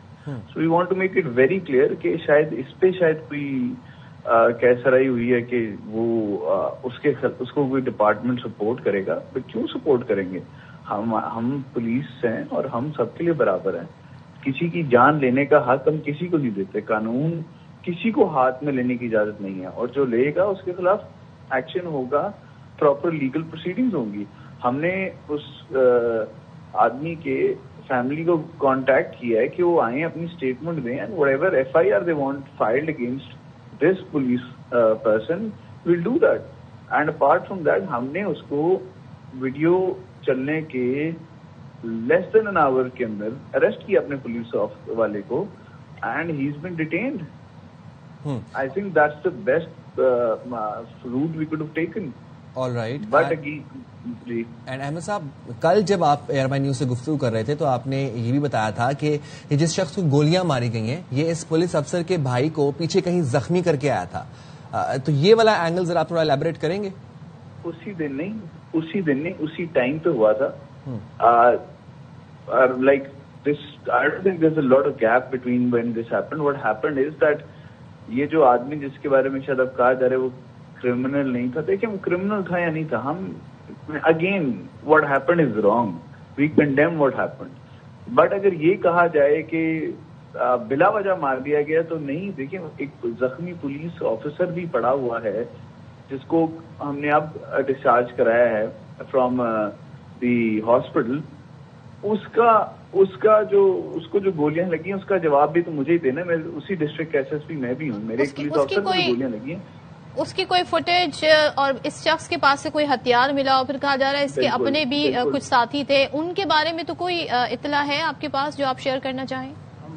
ہم ان کو ٹریس کر 2-3 لوگ تھے. دیکھیں another angle to all this is that the crime happened with a private person. وہ ایک فیملی ہے, وہ سامنے نہیں آنا چاہتے, ان کا نام نہیں لے سکتے, بٹ وہ فیملی خود کہہ رہی ہے کہ ہمارے ساتھ کرائم. آپ اگر اس ویڈیو میں سنیں تو in that video only one but of the video is being told to people. اس میں وہ کہہ رہے ہیں کہ اس نے میرے بیٹے کو تھپڑ مارے ہیں اسنیچنگ کرتے ہوئے, ہمیں ایسے کہا ہے. وہ جو کہہ رہے ہیں کہ میرے بیٹے کو تھپڑ مارے تو کوئی شاید آپسی جھگڑا تھا, نہیں. وہ کہہ رہے ہیں کہ اسنیچنگ مطلب when he snatch he was trying to snatch a bike from اس, تو اس کو تھپڑ مارے. اور یہ جو پولیس کا جو نوجوان زخمی ہوا ہے وہ کس اسپتال میں ہے, زیر علاج ہے یا تھا یا ڈسچارج ہو گیا؟ نام بتا سکتے ہیں آپ ان کا؟ اورنگزیب جتوئی اس کا نام ہے. اس کو 2 گن شاٹ وونڈز ہیں, ایک ٹانگ میں, ایک اس کے نی میں اور ایک اس کی بازو میں. اگر ایک جو یہ کہہ رہے ہیں کہ پتہ نہیں فیک انکاؤنٹر ہو جاتے ہیں اور سب کچھ, تو یہ زیب جتوئی کے بھائی ہیں اورنگزیب جتوئی؟ نہیں, زیب جتوئی, زیب اس کا نک نیم لے رہے ہیں آپ, اورنگزیب جتوئی نام ہے اس کا. اچھا, نہیں یہ جو پولیس اہلکار جنہوں نے گولیاں ماری ہیں ان سے کیا تعلق ہے زخمی اہلکار کا؟ یہ ارض جتوئی اس کا بھائی ہے. بابو اقبال سر, میں بابو اقبال سے جاننا چاہوں گا. بابو اقبال آپ ہمارے ساتھ ذرا بتائیے گا, جو زخمی پولیس اہلکار جن کا بتایا جا رہا ہے ان کی کیا ڈیٹیل سامنے آئی ہے, کس اسپتال میں ہے, کہاں ان کو گولیاں لگیں, ڈسچارج ہو گئے ہیں؟ جی زخمی تو تھا وہ, اس میں کوئی دو رائے نہیں ہے. اب وہ کس کی گولی سے زخمی ہوا یہ تو پولیس ہی انویسٹیگیشن میں طے کرے گی. جب فرانزک ہوگا کہ کس پسٹل سے گولی چلی تھی, کون سی لگی تھی, وہ بولٹ وہ جب آپس میں ملیں گی. لیکن وہ ٹراما سینٹر میں تھا, اسے کل ڈسچارج کیا گیا ہے. یہ صحیح ہے کہ وہ داخل تھا, تو جہاں یہ زخمی تھا اور یہ ڈاکو زخمی تھا تو اس کو بھی لے جایا جاتا اسپتال میں, انویسٹیگیشن کی جاتی. یہ نہیں ہے کہ مطلب وہ واقعہ کر کے آیا, چاہے وہ سنیچنگ کر کے آیا یا جو کچھ بھی, تو اس کو اس طرح کر دیا جائے. اور یہ دونوں بھائی جو ہے نا, یہ کوئی پہلی دفعہ نہیں ہے. اگر ان کا ایس ایس پی صاحب ریکارڈ نکلوائیں گے تو یہ کئی دفعہ سسپینڈ ہو چکے ہیں, کئی دفعہ ان کو شوکاز مل چکا ہے مختلف غلطیوں کی وجہ سے. کوئی ایسی اچھی شہرت والے یہ دونوں بھائی نہیں ہیں یہاں لاڑکانہ میں. اچھا, جس تھانے پہ یہ پوسٹ ہیں. بابو اقبال صاحب ذرا بتا دیں, بابو اقبال ساتھ رہے گا, ایس ایس پی صاحب بتا دیجئے کیا ایسا ہے کہ ان کی شہرت اچھی نہیں ہے, ان کو شو کاز بھی بہت دفعہ مل چکے ہیں؟ دیکھیں شو کاز ملنا ایک بری شہرت نہیں ہے سر, لیکن آبویسلی جو ان کا ایک ڈپارٹمنٹل ریکارڈ ہے وہ ان کے پرسنل ریکارڈ پہ ہم اس کو ریفلیکٹ اس لیے نہیں کر سکتے کیونکہ اگر میں صرف پرسنل ریکارڈ پہ چلا جاؤں تو ہمارے پاس جو سزا ہے وہ اس بات ڈیوٹی پہ ادارہ شو کاز دے رہا ہے نا, تو ادارہ اور آپ کا کام بھی ہے کرمنل سے ریلیٹڈ, تو یہ شو کاز تو میٹر کرتے ہیں نا. یہ کوئی ان کی ذاتی پرفارمنس تو نہیں ہے, وہ کسی ایسے ادارے میں تو کام نہیں, کسی بینک میں تو کام نہیں کر رہے ہیں. بالکل آئی ایگری, لیکن وہ ایک ڈپارٹمنٹل پروسیجرز ہیں, ان کو ہم ڈفرنٹ طریقے سے فالو کرتے ہیں. اور اس کیس میں بھی جیسے اس کیس میں بھی ڈپارٹمنٹل پروسیجر تو ادارے کے اندر رہتے ہوئے اگر وہ کسی رول اینڈ ریگولیشن کی خلاف ورزی کرتے ہیں تبھی شو کاز ملتا ہے نا, جیسے ابھی یہاں پر ہوا ہے. تب سزا ملتی ہے, شو کاز ملتا ہے as that you have to show your cause that why you did this, and if he is not able to prove that what he's done is right or wrong, then ہم اس کو ایک departmental action کے against لے کے inquiry کر کے اس کے خلاف سزا دیتے ہیں. یہ دو ڈفرنٹ بات نہیں ہیں. اور جو شخص show cause does not mean کہ آپ کا کانڈکٹ خراب ہے. Show cause is an explanation, an opportunity to be heard. Okay, یہ جو شخص اس ویڈیو میں ہم نے دیکھا زمین پر پڑا ہے, پھر اسے مار دیا گیا, جس طرح مارا گیا بربریت سے, اس سارے واقعے کو تقریباً ہفتہ بھر ہو گیا ہے. اب تک تو آپ نے اس کے بارے میں بہت ساری معلومات حاصل کر لی ہوں گی. اس کا کیا کوئی کرمنل ریکارڈ تھا, کون تھا, یہ کیا ایک کام کرتا تھا, کیا اس کے بارے میں معلومات ہیں؟ Man, he has a long-standing criminal record. His first case against him was in 2011, and to date, I think he has around 10 to 15 cases. 10 have been found in the CRO. Apart from that, we're looking for other cases in Shikarpur. उसका जो criminal record अभी तक मिला है, उसमें इसके ऊपर 9C यानी कि ये चर्च का केस है शायद, फिर उसके अलावा वेपन्स इलीगल आर्म्स का, उसके अलावा पहले भी पुलिस मुकाबलों में इसने पुलिस से फायरिंग के केसेस हैं इसके ऊपर, और ये राउंड जो केसेस हैं सिर्फ डिस्ट्रिक्ट लाड़काना के नहीं है, डिस्ट्रिक्ट शिकार के हैं, डिस्ट्रिक्ट लाड़काना के हैं, डिस्ट्रिक्ट कंबर शहजादपुर के। लेकिन क्या ये सब जस्टिफाई करते हैं इस तरह से ऑन द स्पॉट सजा देने का और मार देने का? Question was to talk about his criminal record. I have made it very clear that the act of the police officer is not justified, and under any circumstance we will not be able to defend him. Thank you so much. Thank you. हम जाएंगे छोटी सी break पे, हाजिर होंगे break के बाद. Stay there with us.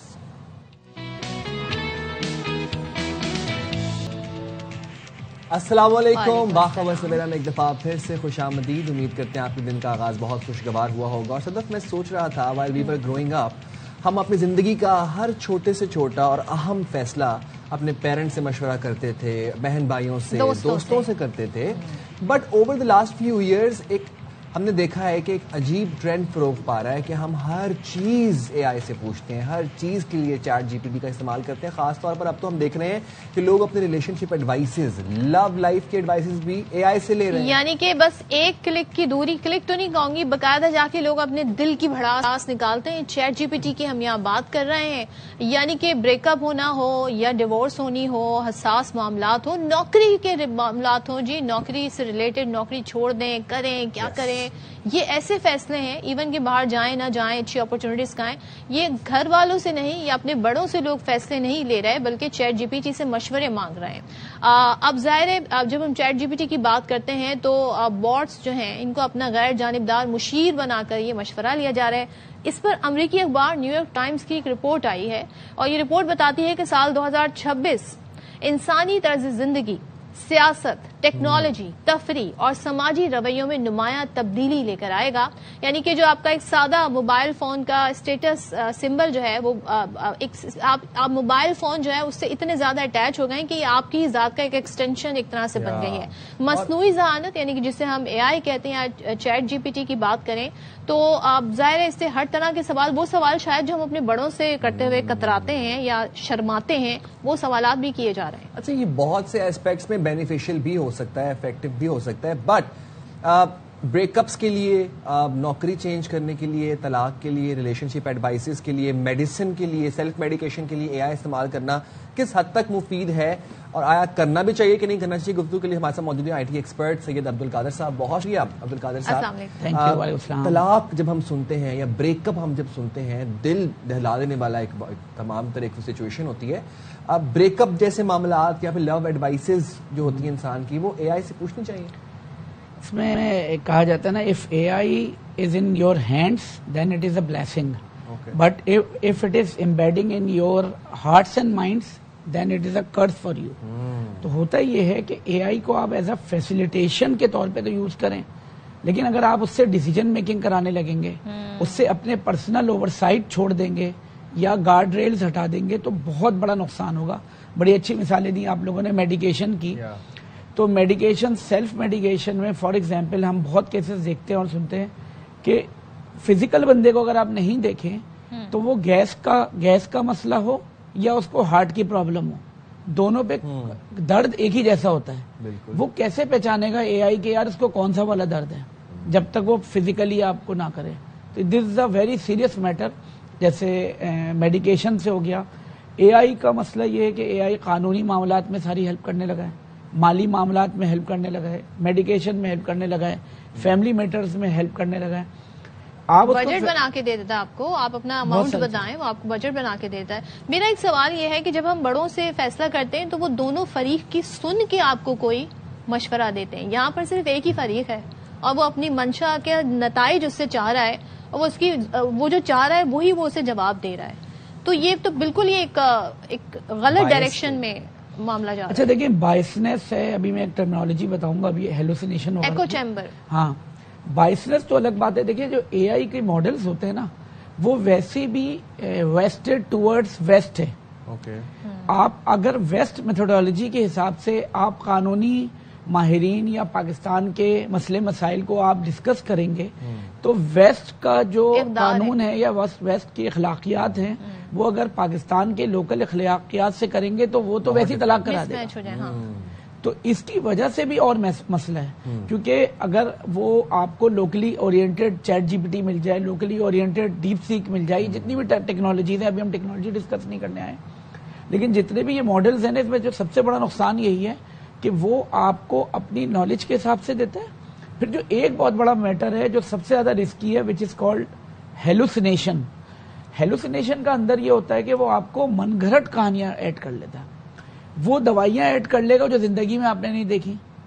آپ سوچیں دین کے معاملے میں وہ ہیلپ کرنے لگا, وہ مفتی بن گیا ہے چیٹ.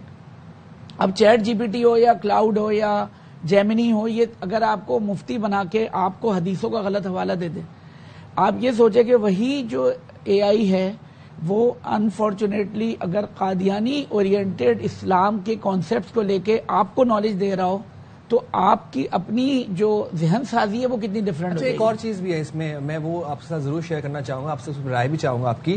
ایک ہمارا فیملی کا انسٹیٹیوٹ تھا, ایک خاندانی نظام تھا کہ ایک گھر میں روز رات کو اگر سارا دن ٹائم نہیں مل رہا تو کھانے پہ سب بیٹھتے تھے پورے فیملی ممبرز, اور وہاں پر چیزیں ڈسکس ہوتی تھیں, بچے اپنی تعلیم کے حوالے سے پوچھتے تھے, پیرنٹس اپنی چیزیں شیئر کرتے تھے. زندگی کے جو بڑے فیصلے نا انہی پہ بات ہوتی ہے. ہاں, خاص طور پر کھانے کی ٹیبل میز پہ ہوتے تھے. اب ہم یہ دیکھتے ہیں کہ اگر ایک گھر میں 4 لوگ ہیں تو چاروں کونوں پہ چاروں کا منہ ہے, ایک کمرے سے دوسرے کمرے میں آنا ہے تو وہ بھی فون کے اوپر یا واٹس ایپ پہ کال کر کے بتایا جا رہا ہے کہ اس کمرے میں آ جائیں یا نیچے سے ہمیں یہ چیز لا دیں. کتنا ضروری ہے ہمیں اس بات کا ادراک کرنا کہ وہ جو ہماری اقدار تھی, وہ جو ویلیوز تھیں وہی ضروری ہیں, صرف اس ضرورت کے ٹائم پہ استعمال کریں. I want to add into it کہ ہم بلا وجہ کی بھی چیزیں دیکھ رہے ہوتے ہیں, ہم ڈم اسکرولنگ جسے کہتے ہیں, یعنی ہم نے بس ایک ویڈیو دیکھنی شروع کی, 5 منٹ موبائل کروں گا, دوسری تیسری 2 گھنٹے گزر جاتے ہیں. ہم وہ چیزیں وہ کنٹینٹ کنزیوم کر رہے ہیں جس کی ہمیں ضرورت ہی نہیں ہے. وہ انفارمیشن, ہر نالج جو ہے وہ فائدے مند نہیں ہوتی, ہر نالج حاصل کرنا ضروری نہیں ہے. تو یہ اس کا استعمال بھی ایک حد تک کرنا چاہیے. ٹیکنالوجی کی وجہ سے انفارچونیٹلی میں نے کہا نا اگر آپ فیسیلیٹیشن کے لیے یوز کریں, اسکرین ٹائم کو لمٹ کرنا چاہیے, چاہے وہ بچے ہوں چاہے بڑے ہوں. دوسرا جو مسئلہ آ گیا نا جو آپ نے کہا کہ دیکھیں ایک تو ایڈکشن ہے, یہ ایڈکشن تو ہو ہی گئی ہے, ڈمپ اسکرولنگ اور یہ سارے میٹر ہیں. اب تو اے آئی آنے کے بعد نا انفارچونیٹلی وہ آپ کا سب سے بہترین ساتھی بن گیا ہے, وہ آپ کا سب سے بہترین فرینڈ بن گیا ہے, اور انفارچونیٹلی مطلب اے آئی سے لوگوں کے لو افیئرز ہونے لگے ہیں. مطلب یو کین امیجن اگر اے آئی کی ویڈیوز ہیں اور وہ جو ویڈیو چیٹ پہ جو اتنے بڑے بڑے سافٹ ویئر آ گئے ہیں اس میں ایک جینڈر کا دوسرے جینڈر کے ساتھ بہت اچھی ویڈیو کالنگ ہوتی ہے, وہ آپ جتنا ڈیٹا اس کو دینے لگتے ہیں وہ اس کے حساب سے آپ کو جوابات دیتا ہے.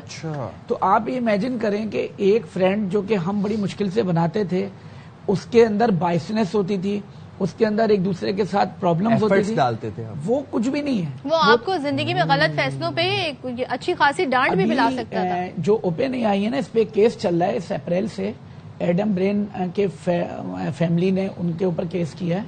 اس بچے نے پورا چیٹ جی پی ٹی سے بات کر کے اور اوپن اے آئی سے بات کر کے ڈسکشن کر کے ساری پلاننگ کری اپنی سوسائڈ کی, اور انفارچونیٹلی اس کو سوسائڈ کی جب اس نے پلاننگ کی تو اس کو 5 یا 6 قسم کے سینیریوز دیے. انہوں نے بتایا دس از دا فال بیک پلان, اگر تم نے یہ نہیں کیا تو اس سے یہ نقصان ہو جائے گا, یہ نہیں کیا تو اس سے یہ میٹر ہو جائے گا, اگر تم نے اس سے سوسائڈ کیا تو یہ والا پرابلم آ سکتا ہے.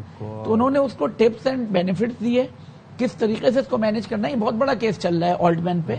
تو آپ امیجن کریں کہ وہ تو پلاننگ آف دا سوسائڈ کرا رہا ہے, لیکن اس کی ساری ٹپس اینڈ ڈسیپشن کا یہ حال ہے کہ ہمیں پتہ ہے کہ یہ مشین ہے, یہ وہی ڈیٹا ہے جو ہم نے پرووائڈ کیا اور یہ اسی کے تناظر میں ہمیں جواب دیکھ رہا ہے. لیکن آپ سمجھنے لگتے ہیں کہ شاید آپ کسی انسان سے بات کر رہے ہیں جس کے احساسات ہیں, جذبات ہیں, وہ آپ سے کبھی ہنسی مذاق بھی کرتا ہے, کبھی وہ آپ سے تو تڑاک بھی کر لیتا ہے, کبھی ڈانٹ بھی دیتا ہے.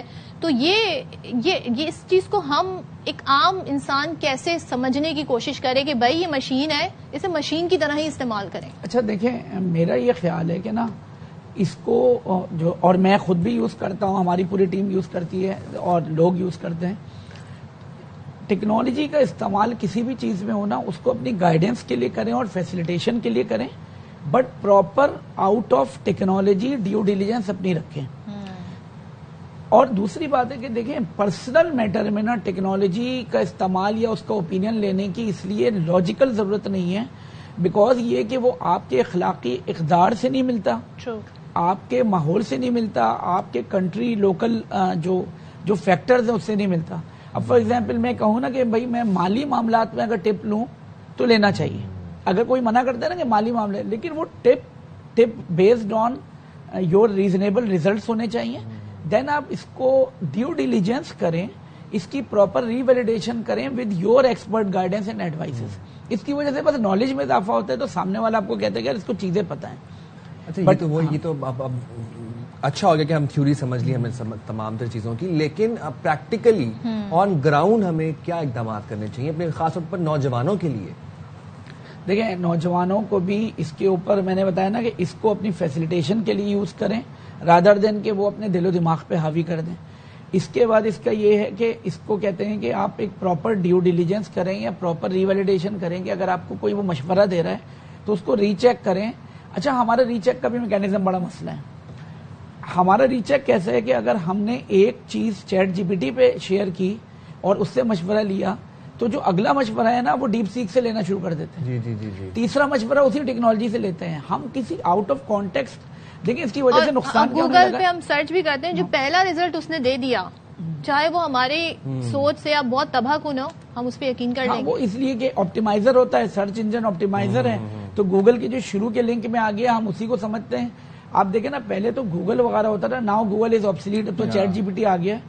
प्लेजरिज्म के केसेस एजुकेशन सेक्टर के अंदर कितना इशू आ गया है कि आप रिसर्च को कैसे निकालें एआई बेस्ड. एआई के अंदर फिर देखिए एआई के अंदर जो सबसे बड़ा मसला आ गया है, अनफॉर्चुनेटली आप मुख्तलिफ वीडियोस हम देख रहे होते हैं, मुख्तलिफ इंसिडेंट्स आप दिखाते हैं, फेक वीडियोस. अब वो इतनी डीप फेक है कि एक्चुअल हैपनिंग को वो बोल देगा कि डीप फेक है. तो 2026 में फिर क्या होने जा रहा है टेक्नोलॉजी की टर्म? देखिए 2026 में कहते हैं ना डिजिटल दुनिया के ऊपर ट्रस्ट को रख के ट्रस्ट को कायम रखना चाहिए. मैं खुद टेक्नोलॉजी का आदमी हूं तो मैं ये नहीं कह सकता कि मैं, हम सब टेक्नोलॉजी के हैं जितने भी लोग बैठे, लेकिन आपको विजिलेंट होना चाहिए, आपको वैलिडेशन करनी चाहिए. ड्यू डिलिजेंस जो आपने बड़ा अच्छा वर्ड यूज किया, बिल्कुल सबसे क्रिटिकल है. और जो इसमें जो सबसे इंपॉर्टेंट है ना कि देखिए आप अपने पर्सनल और फैमिली मैटर्स को इसके साथ इम्बेड ना करें.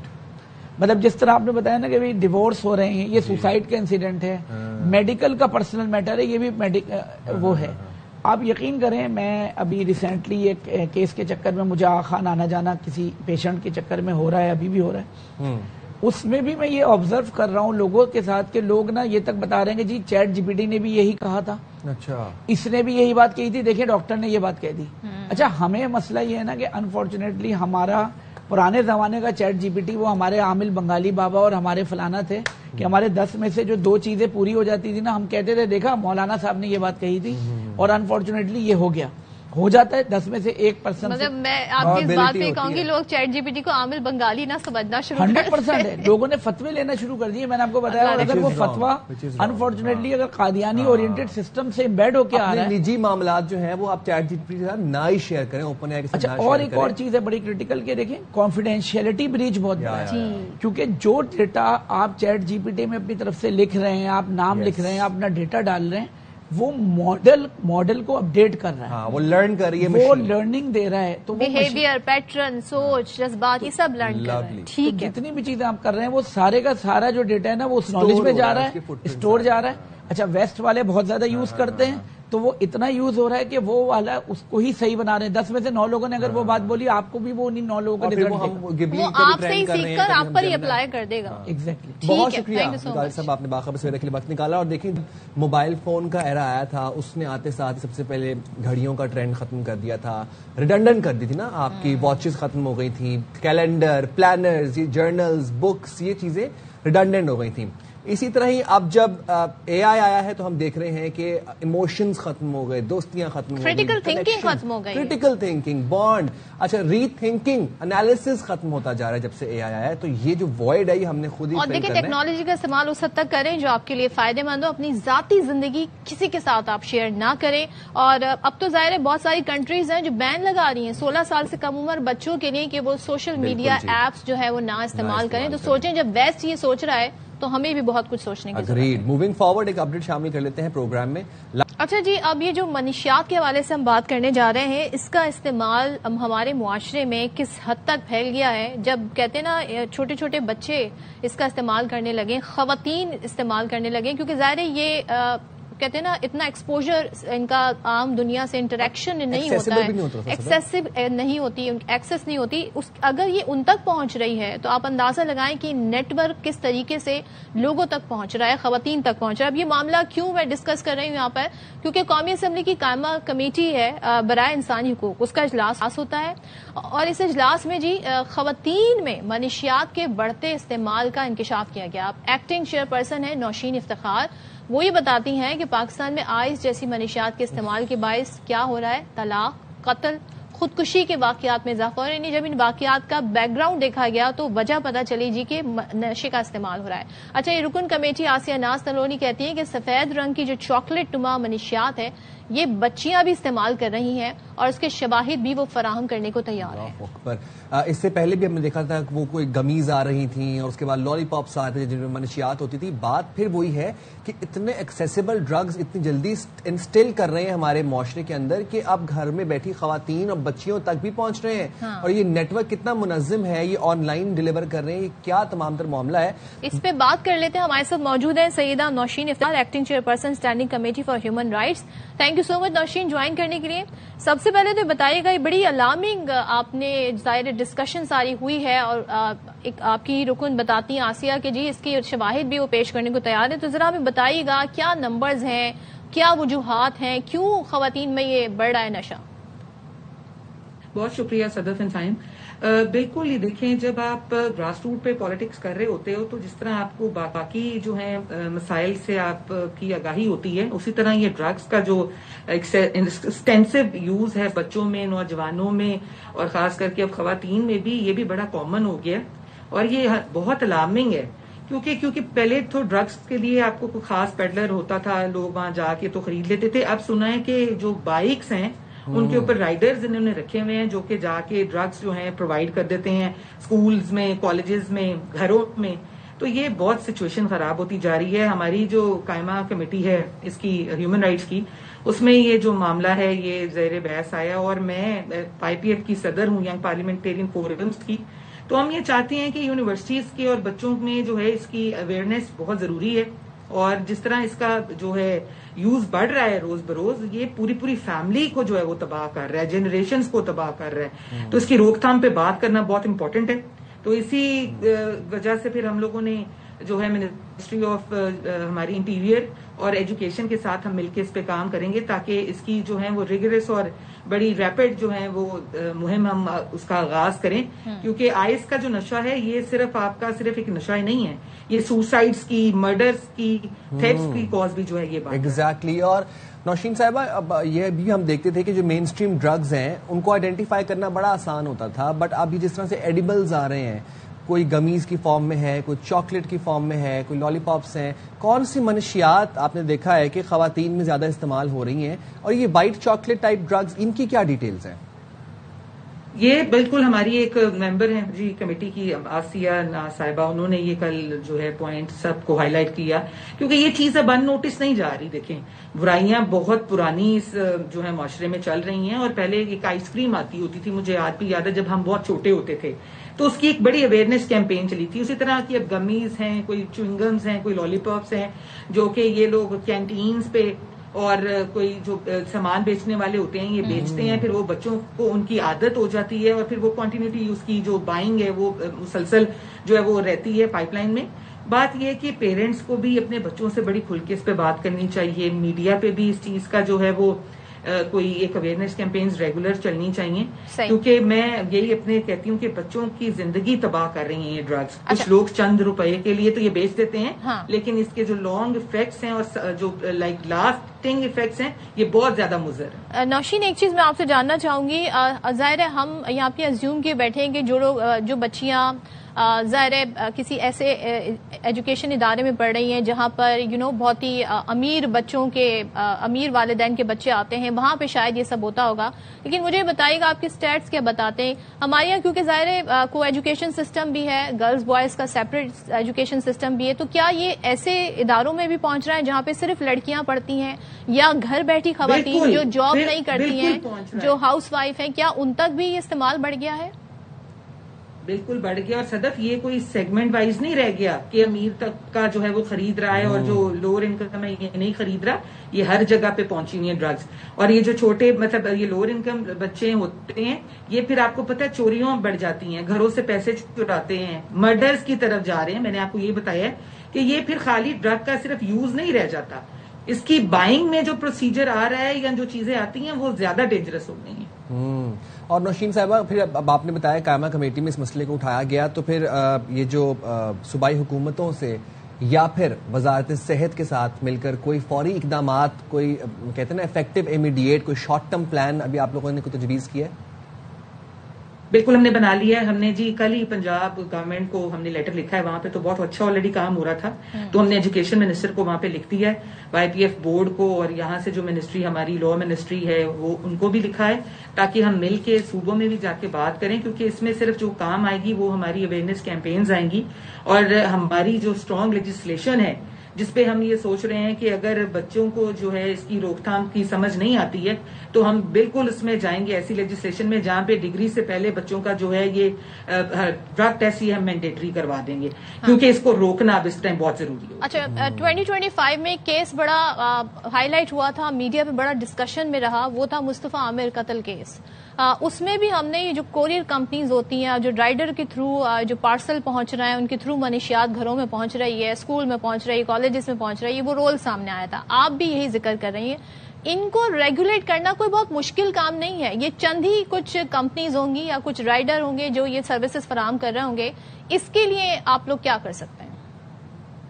دیکھیں, ہم لوگوں نے انٹیریئر کمیٹی میں پہلے بھی اس مسئلے پہ نا بہت ڈسکشن کی ہے, اس میں اے این ایف کو بھی ہم نے بلایا, اور انٹیریئر کمیٹی میں تمام جو ممبر تھے ان سب نے اس کو ہائی لائٹ کیا, کیونکہ بیچ میں کوئی ایک ویو تھا وہ بہت کامن ہو گیا ہوا تھا, آئس کا نشہ بہت کامن ہو گیا, اور یہ پیڈلنگ جو ہے نا, یہ آپ یقین کریں کہ ہر چوتھا پانچواں گھر جو ہے نا وہاں کا کوئی نہ کوئی جو فرد ہے وہ پیڈلنگ میں جو ہے انوالو ہوا ہوا ہے. تو رہنا تو سب نے یہی ہے. اس میں ہمیں یہ چاہیے کہ ہم ایک تو لیجسلیشن پہ تو کام کر ہی رہے ہیں, دوسرا ہم نے اے این ایف سے گزارش کی ہے کہ وہ اس کو بڑا جو ہے وہ کینلی آبزرو کریں, اور وہ بھی جو ہے وہ ٹارگٹ کرتے ہیں, وہ پوری اس کی سرویلنس کے ساتھ جو ہے وہ چیکنگ کر رہے ہیں. اب تو سی سی ٹی کیمراز کے تھرو پنجاب میں بھی اس پہ کام ہو رہا ہے, اور یہ وفاق میں بھی اس پہ کام ہو رہا ہے.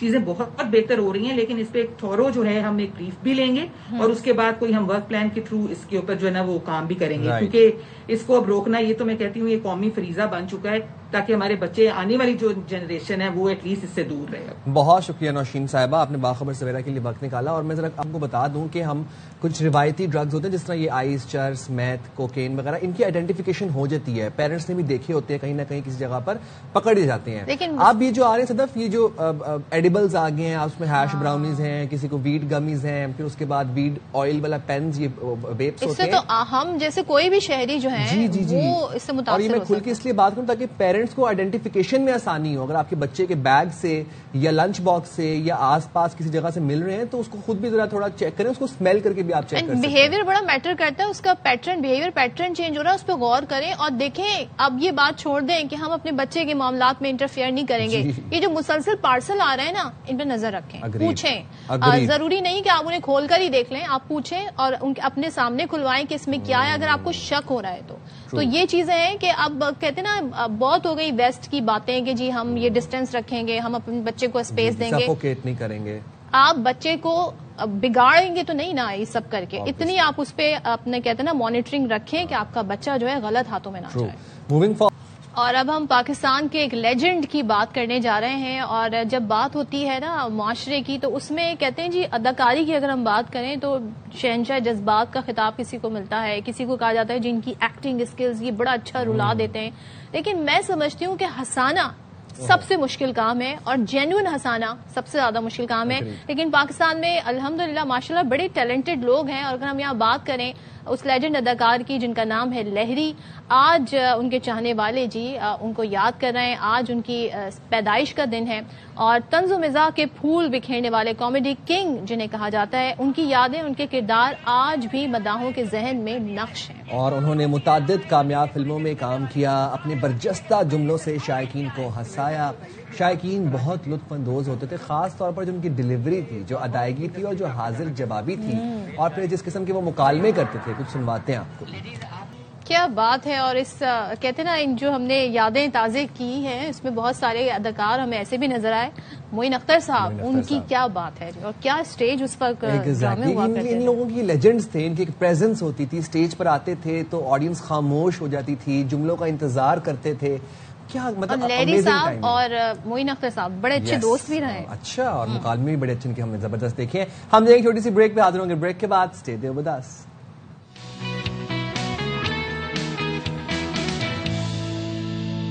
اچھا جی, ہر دن کوئی نہ کوئی ایک ڈے منایا جا رہا ہوتا ہے اور ایک تو وہی ٹک ٹاک کا بھی ڈے تھا, یاد ہے آپ کو, ہم نے ڈسکس کیا تھا. خیر اسے چھوڑیں.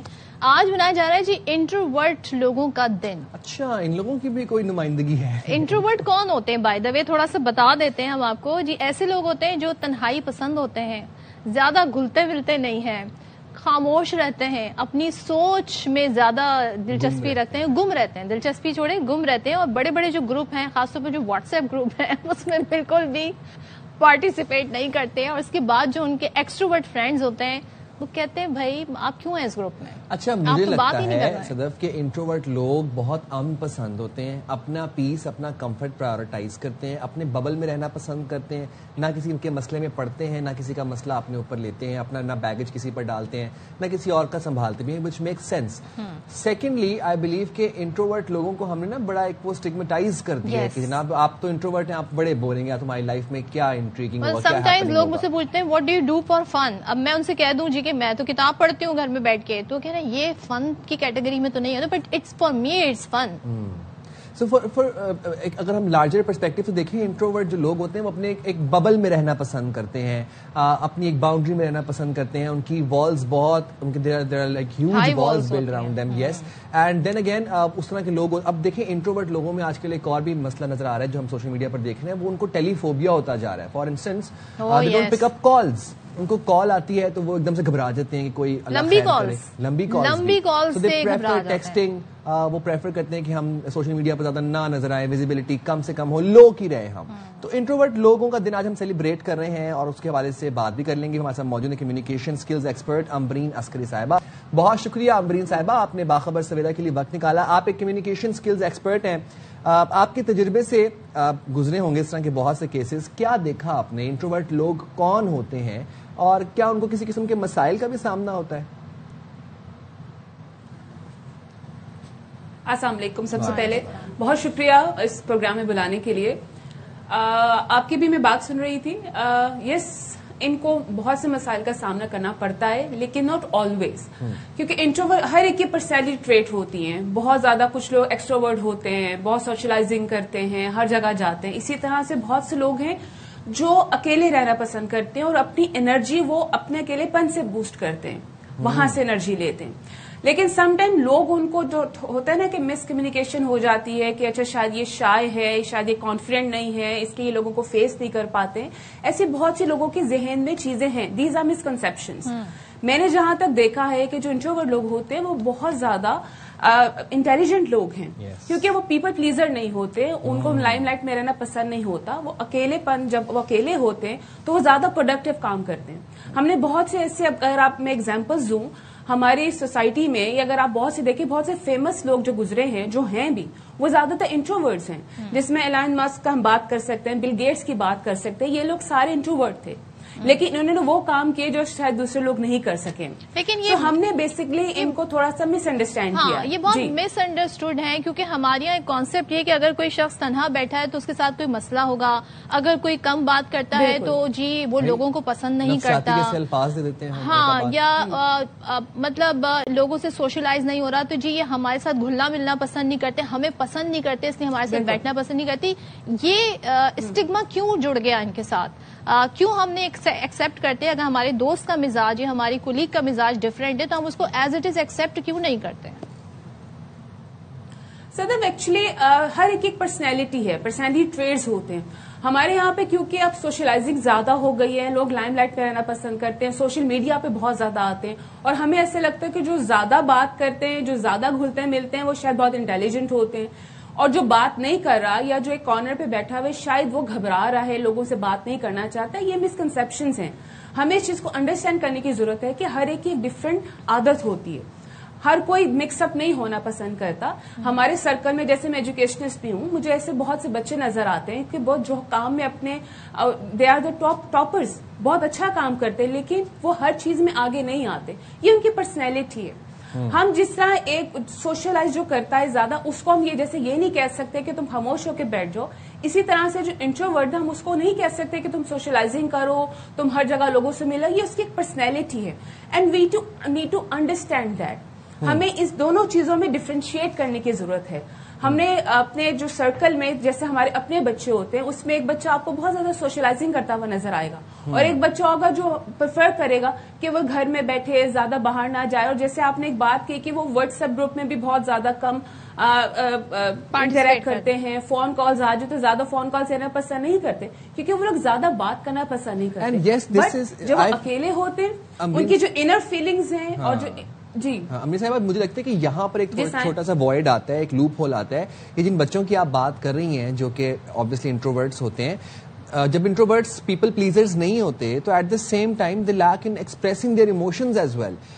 तो ऐसे बच्चे जो कि इंट्रोवर्ट्स हैं, जो कि बचपन से आइसोलेटेड रहना पसंद करते हैं, वो फिर उनका एक कम्युनिकेशन की वेवलेंथ नहीं डेवलप हो पाती उनके पेरेंट्स के साथ, और वो अपने इमोशंस को एक्सप्रेस नहीं कर सकते, वर्ड नहीं कर सकते। तो उनके you don't agree with this? If you agree with this Amreen साहिबा, तो आप इसके लिए कोई वजाहत करें प्लीज।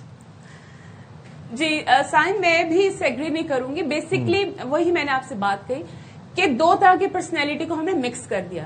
एक वो बच्चे होते हैं जो कॉन्फिडेंट नहीं होते, राइट, जिनके अंदर कम्युनिकेशन स्किल्स नहीं होती, वो हेजिटेंट होते हैं। उनकी आप बॉडी लैंग्वेज देखें तो वो आई कांटेक्ट नहीं करते हैं, उनकी बॉडी लैंग्वेज बिल्कुल वीक होती है। लेकिन इंट्रोवर्ट लोग वीक नहीं होते हैं, वो बड़े कॉन्फिडेंट होते हैं, लेकिन उनका ज्यादा सर्कल बड़ा नहीं होता। वो प्रेफर करते हैं कि या तो वो 1-on-1 कम्युनिकेशन करें या स्मॉल सर्कल में कम्युनिकेट करें। वो ज्यादा बड़ी गैदरिंग में जाना पसंद नहीं करते, बट इट डजंट मीन कि उनका कॉन्फिडेंस नहीं होता। यहाँ पे हमें थोड़ा सा ये बताना चाहिए कि वो लोग जो तन्हाई या लोनलीनेस का शिकार हैं, उनकी पर्सनालिटी ट्रेट्स और इंट्रोवर्ट की पर्सनालिटी ट्रेट्स आर डिफरेंट हैं। उसको कैसे आइडेंटिफाई करें? लवली, बहुत शुक्रिया। जी जी, आप प्लीज। नहीं, उनसे जवाब ले लेते हैं, प्लीज आप वाइंड अप करें। अच्छा, देखिए, मैं 3 तरह की पर्सनैलिटीज बता देती हूँ इस वक्त, ठीक है, जो आपको आइडेंटिफाई करने की जरूरत है। एक्सट्रोवर्ट, जो बहुत ज्यादा बात करते हैं, कॉन्फिडेंटली हर एक से मिलते हैं, गैदरिंग में रहना पसंद करते हैं। इंट्रोवर्ट वो लोग होते हैं जो ज्यादा गैदरिंग में नहीं जाना पसंद करते, लेकिन वो कॉन्फिडेंट होते हैं, उनका आई कांटेक्ट बड़ा स्ट्रांग होता है, they have a very strong personality, लेकिन वो कम गैदरिंग में रहना पसंद करते हैं। और एक थर्ड पर्सनैलिटी वो है जो ना एक्सट्रोवर्ट होते ना इंट्रोवर्ट होते, वो डरपोक, जिनको हम वर्ड कहेंगे कि थोड़ा सा डरपोक होते हैं। आप जब उनको बड़ी गैदरिंग में लेकर जाते हैं तो वो लोगों, जैसे आपने बच्चे देखे होंगे ना जो मदर्स के पीछे छुप जाते हैं अक्सर जब फैमिली घर में कोई गेस्ट आते हैं। सो हमें एक्चुअली आइडेंटिफाई करने की जरूरत है कि हमारे इर्द गिर्द के लोग इंट्रोवर्ट हैं, एक्सट्रोवर्ट हैं, या वो कॉन्फिडेंट नहीं है, उनके अंदर फियर है। एक पब्लिक स्पीकिंग होती है ना, जैसे लोगों से बात करने, they have a fear, they do not like to communicate, even वो एक आम बंदे से भी बात करना नहीं कर सकते। सो हमने एक्चुअली ये सब मिंगल कर दी हैं, मिक्सड अप हो गए हैं। सो ये जो आज डे सेलिब्रेट कर रहे हैं, मेरे ख्याल में कि इसको हमें सही तरह से प्रमोट करना चाहिए। जो हमारे इर्द गिर्द इंट्रोवर्ट लोग होते हैं, हमें उनको ये नहीं समझना चाहिए کہ وہ ان کے اندر لیس کانفیڈینس ہوتا ہے یا وہ زیادہ انٹیلیجنٹ نہیں ہوتے, بس وہ اپنی انر تھاٹس اور اپنی فیلنگس کے ساتھ رہنا پسند کرتے ہیں. آئسولیشن میں بھی وہ انرجی گین کر رہے ہوتے ہیں. اچھی روشنی ڈالی ہے, بڑے کانسیپٹس کلیئر کیے ہیں اس تمام تر ایشو. تھینک یو سو مچ, بہت شکریہ, lovely talking to you.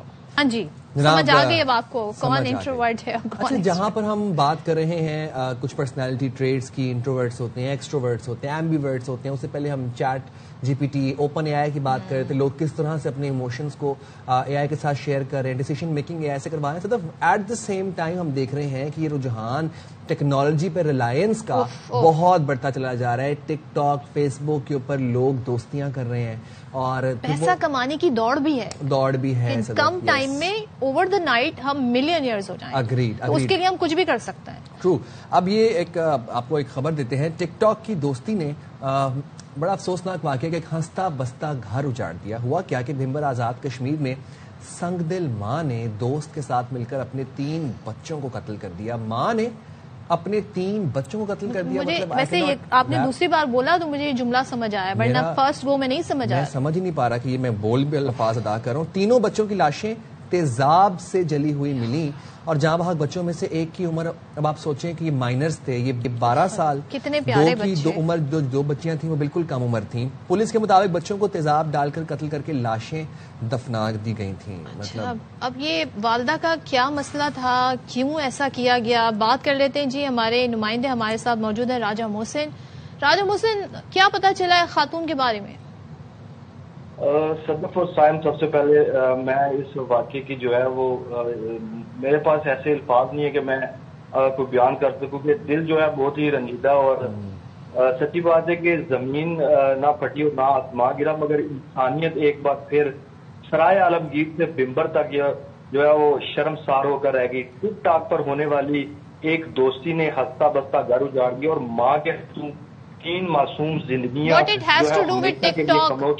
Tick talk سے کیا تعلق ہے, دوستی کا کیا مسئلہ ہے, کیا ایشو تھا ان کا؟ بس ان کی جو آپس میں جو دوستی ہوئی ہے وہ یہ ٹک ٹاک آئی ڈی سے ہوئی ہے. کہ سوشل میڈیا کا جو رجحان یہاں پازیٹیو ہے وہاں غلط بھی ہو رہا ہے, اور جو زندگیاں ہیں وہ ہمیشہ کے لیے خاموش ہو گئی. یہ ریاچی خاتون کی سدرا نامی, وہ اپنے آشنا بابر کے ساتھ مل کر اپنے ہی 3 بچوں کو بے دردی سے قتل کر دیا. خاتون نے اپنے شوہر رضوان اقبال کو چھوڑ کر بچوں سمیت دمبر آزاد کشمیر کا ایک گاؤں ہے کشت ناصر, وہاں آ کر آشنا بابر کے ساتھ رہنے لگی. اور پھر جو ہمارے ذرائع انہوں نے بتایا کہ جب بابر نے بچوں کو واپس گھر چھوڑنے کا کہا تو اتفاق ماں نے انہیں واپس بھیجنے کے بجائے دونوں نے جو ہے منصوبہ بندی کے تحت بچوں کو قتل کرنے کا شیطانی فیصلہ کیا. اور بچوں کو صدر سب سے پہلے یہ کہ بچوں کو بے ہوش کرنے کے لیے جب بچوں کی ضرورت ہی نہیں تھی اس خاتون کو اپنے, تو وہ باپ کے پاس بھیج سکتی تھی. اس نے اتنا انتہائی اسٹیپ کیوں لیا؟ ظاہر ہے ہر کسی کرمنل ایکٹ کے کانسیکوینسز بھی ہوتا ہیں. انہیں نہیں معلوم تھا کہ جب وہ اپنے ہی بچوں کو, ایک تو پہلی بات یہ جرم ہی اتنا بڑا ہے کہ میں اس پہ کیا الفاظ ادا کروں, لیکن کسی کو بھی قتل کر دینے کے ایک نتائج ہوتے ہیں. یہاں تک کیوں پہنچے یہ لوگ؟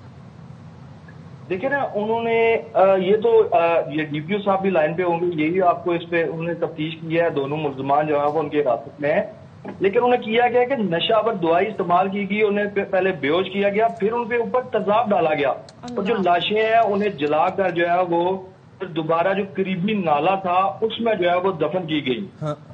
ٹھیک ہے محسن, آپ ہمارے ساتھ رہیے گا, ہمیں ذرا جوائن کے ڈی پی او گجرات رانا عمر ہمارے ساتھ ہیں. رانا عمر فاروق, ذرا آپ ہمیں بتائیے گا, بہت ہی افسوسناک, مجھے تو سمجھ نہیں آ رہی کہ میں کیسے اس پہ یقین بھی کروں. ایک ماں اپنے بچوں کو اس بے دردی سے اس نے مارا ہے, اور کوئی ایسی ہمیں یا تو اس کا ذہنی توازن ہی خراب ہو, یہ ہے کیا ایشو؟ کیا بتائے, کنفیشن کیا ہے انہوں نے یا کیا پتا چلا ان کے بیان سے؟ بسم اللہ الرحمن الرحیم. Thank you very much. جی, جس طرح آپ کو آپ کے نمائندے راجہ محسن صاحب بتا رہے تھے, کم و بیش جو سٹوری ہے وہ اس انتہائی اندوناک واردات کی ایسی ہی ہے. اور ابھی بھی جب میں آپ سے گفتگو کر رہا ہوں تو میرے رونگٹے جو ہے وہ کھڑے ہو گئے ہیں اور میری آنکھیں جو ہے وہ نم ہیں کہ آپ کا سوال میرے ذہن میں بھی بار بار گردش کر رہا ہے کہ ایک ماں کا جو جگر ہے وہ اتنا سخت کیسے ہو سکتا ہے کہ وہ اپنے لختے جگر کو اپنے ہی ہاتھوں سے, اور صرف ایک نہیں 3, 2 بیٹیاں اور 1 بیٹے کو اپنے ہی ہاتھوں سے اپنے آشنا کے ساتھ مل کے قتل کر دے. یہ جب وقوع ہوا 19 دسمبر 2025 کو یہ وقوع ہوا. 21 تاریخ کو پولیس کو اطلاع ملتی ہے اس خاتون کے خاوند جس کا نام رضوان ہے اس کی طرف سے کہ میری بیوی کو کوئی اغوا کر کے لے گیا اور اس کے ساتھ بچے بھی لے گیا. تو جس طرح آپ کو پتا ہے کہ اس طرح کے معاملات ہم بڑے سیریسلی اس کو دیکھتے ہیں تو فوری طور پہ D S P S H O نے ٹیم بنا کر اس کی تفتیش شروع کر دی. اس میں ٹیکنیکل انویسٹیگیشن جو ہے اس کا بھی آغاز کیا گیا. تو ہمیں کچھ ایسے جب ہم نے اس کا ٹیکنیکل انالیسس کیا تو ہمیں کچھ ایسے ایویڈنسز نظر آئے جس سے یہ بات نظر آ رہی تھی کہ غالباً یہ الوٹمنٹ کا کیس نہیں ہے, یہ خاتون خود کسی کے ساتھ گئی ہے. اور وہ پھر ہمارا شک صحیح نکلا اور جس طرح ہی ہم نے ان دونوں کو یعنی کہ سدرا اور بابر کو گرفتار کیا تو دوران تفتیش انہوں نے اس اندوناک واردات کا جو ہے وہ انکشاف کیا. جو آپ نے سوال بھی کیا کہ کیا انہوں نے ایکسیپٹ کیا, بالکل ایکسیپٹ کیا. ان کی پوائنٹیشن پر ان معصوم بچوں کی ڈیڈ باڈیز جو ہیں وہ ریکور کی گئیں. اور جب ہم نے ان سے مزید انویسٹیگیشن کی تو معلوم یہ ہوا کہ یہ بیسیکلی آشنائی کا ایک کیس تھا جس طرح آپ کو راجہ محسن نے بھی بتایا. بچوں کو مار کے حاصل کیا ہوا؟ میرا سوال یہ ہے, باپ موجود ہے, بچے نہیں سنبھالے جا رہے, کسی اور کے ساتھ رہنا ہے, باپ کے حوالے کر دیں بچوں کو کیوں مارا؟ جی بالکل, یہ سوال ہم نے اس کے اوپر ابھی ہم مزید تفتیش بھی کر رہے ہیں. لیکن اس کے حوالے سے اس خاتون نے ہمیں یہ بتلایا ہے کہ جب یہ اس کے ساتھ شادی کا پلان اس نے کر لیا بابر کے ساتھ اور یہ بابر کے پاس چلی گئی تو بابر بچوں کو رکھنے پر راضی نہیں تھا. تو اس نے اس کو سدرا کو کہا کہ آپ واپس جائیں اور طلاق لے کے آئیں اور بچے اپنے جو سابقہ خاوند ہے اس کے حوالے کر کے آئیں یا اپنے سسرال کے حوالے کر کے آئیں. تو اس خاتون کا اپنے خاوند سے جو ہے وہ اتنا اچھا تعلق نہیں تھا رضوان سے. تو اس نے وہاں پر اس کو کہا کہ میں نے ہرگز نہ اپنے سسرال کو بچے دینے ہیں نہ اپنے خاوند کو بچے دینے ہیں, اس سے بہتر ہے کہ میں ان کو قتل کر دوں.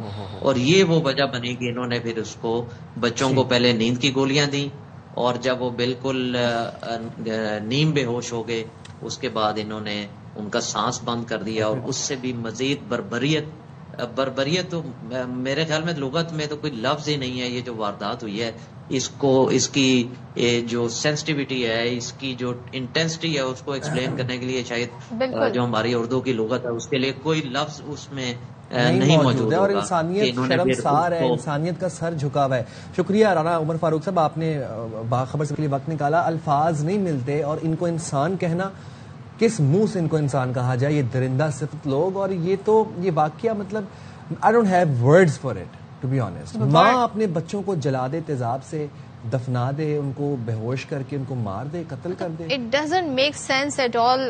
پتہ نہیں کیا ظاہر اس کا جو فالو اپ ہوگا ہم اس پر بات کریں گے. لیکن یہ بڑی ایسے اندوہناک واقعے جب ہوتے ہیں تو معاشرے کی کہتے ہیں نا رویوں کی بھی عکاسی کرتے ہیں کہ معاشرہ کس انحطاط کی طرف جا رہا ہے. چلیں جی ذرا مزید بھی کچھ آپ کو بتاتے ہیں اور کیا کچھ ہو رہا ہے. تو کراچی میں جی آپ کو پتا ہے جی تقریباً if I am not wrong جو بتایا جا رہا ہے 65 سال بعد ڈبل ڈیکر بسیں جو ہیں وہ آ گئی ہیں اور یہ بسیں اب کراچی کی سڑکوں پر ملیر سے شارع فیصل تک دوڑتی آپ کو نظر آ رہی ہیں.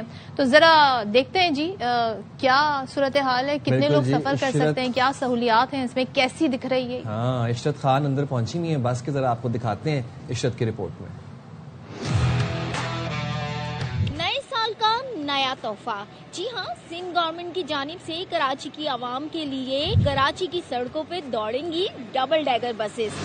اب کراچی کی سڑکوں پر دوڑیں گی جدید ڈبل ڈیکر بسیں جو مسافروں کو آرام دہ, محفوظ, باوقار سفری سہولت فراہم کریں گی. اس وقت ہم زیریں منزل پر موجود ہیں جو خواتین کے لیے مخصوص ہے. اس میں خواتین کے لیے 13 سیٹیں رکھی گئی ہیں جن میں سے 2 سیٹیں معذور خواتین کے لیے ہیں, جبکہ کھڑے ہونے کی بھی کافی گنجائش یہاں رکھی گئی ہے. لیکن خواتین کے لیے بدقسمتی یہ ہے کہ وہ جو بالائی منزل ہے اس سے لطف نہیں اٹھا سکتی. یہ بس کا سب سے دلچسپ حصہ ہے جہاں مسافر بیٹھ کر موسم کو بھی انجوائے کر سکتے ہیں اور شارع فیصل کے نظارے بھی کر سکتے ہیں. بس کا روٹ ملیر ہال براستہ شارع فیصل سے زینا مارکیٹ ہے. اچھا لگ رہا ہے کہ کسی نے سوچا ہے کراچی کا اس صورتحال میں کہ کراچی کو جدید طرف لے کر جانا چاہیے. ہم نے تو اپنی زندگی میں پہلی بار دیکھی, ہم نے اپنے بڑوں سے سنی تھی کہ پہلے بھی چلا کرتی تھی, ایسی اور 3-4 مطلب ایسی اور آ گئی تو یہ تو بہتری ہے عوام کے لیے. کراچی والوں کے لیے نئے سال کا یہ نیا شاندار تحفہ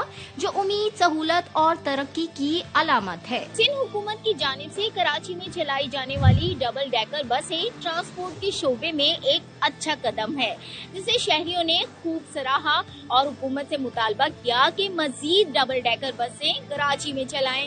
کیمرامین مستنصر حسین کے ساتھ اشرف خان، ARY نیوز، کراچی. اچھا، دو چھوٹی سی باتیں بھائی. کراچی کے عوام جتنی تعداد میں اس حساب سے بسیں ہونی چاہیے، بہت اچھا انیشیٹو ہے. دوسرا یہ کہ جو چھتوں پہ سفر کرنے کا ایک یہاں بسوں میں آپ نے دیکھا ہوگا اکثر لوگ جا رہے تھے، مجھے لگتا ہے کہ وہ والا ٹرینڈ نہ شروع ہو جائے. اللہ نہ کرے. تھوڑی ذرا سیوک سینس کریٹ کرنے کی ضرورت ہے. ہم چاہتے ہیں کہ یہ بسز جو ہے ہمیں ساری روٹس پر نظر آئیں، تمام ڈسٹرکٹس میں نظر آئیں، ہر شاہراہ پر، ہر سڑک پر چلتی ہوئی نظر آئیں. اور یہ دیکھیں آپ کے ٹیکس کے پیسوں سے آئی ہے تو ذرا اس کا خیال آپ نے ہی رکھنا. Yes exactly. ہمیں دیں اجازت، اپنا بہت زیادہ خیال رکھیے گا. اللہ حافظ. پاکستان زندہ باد.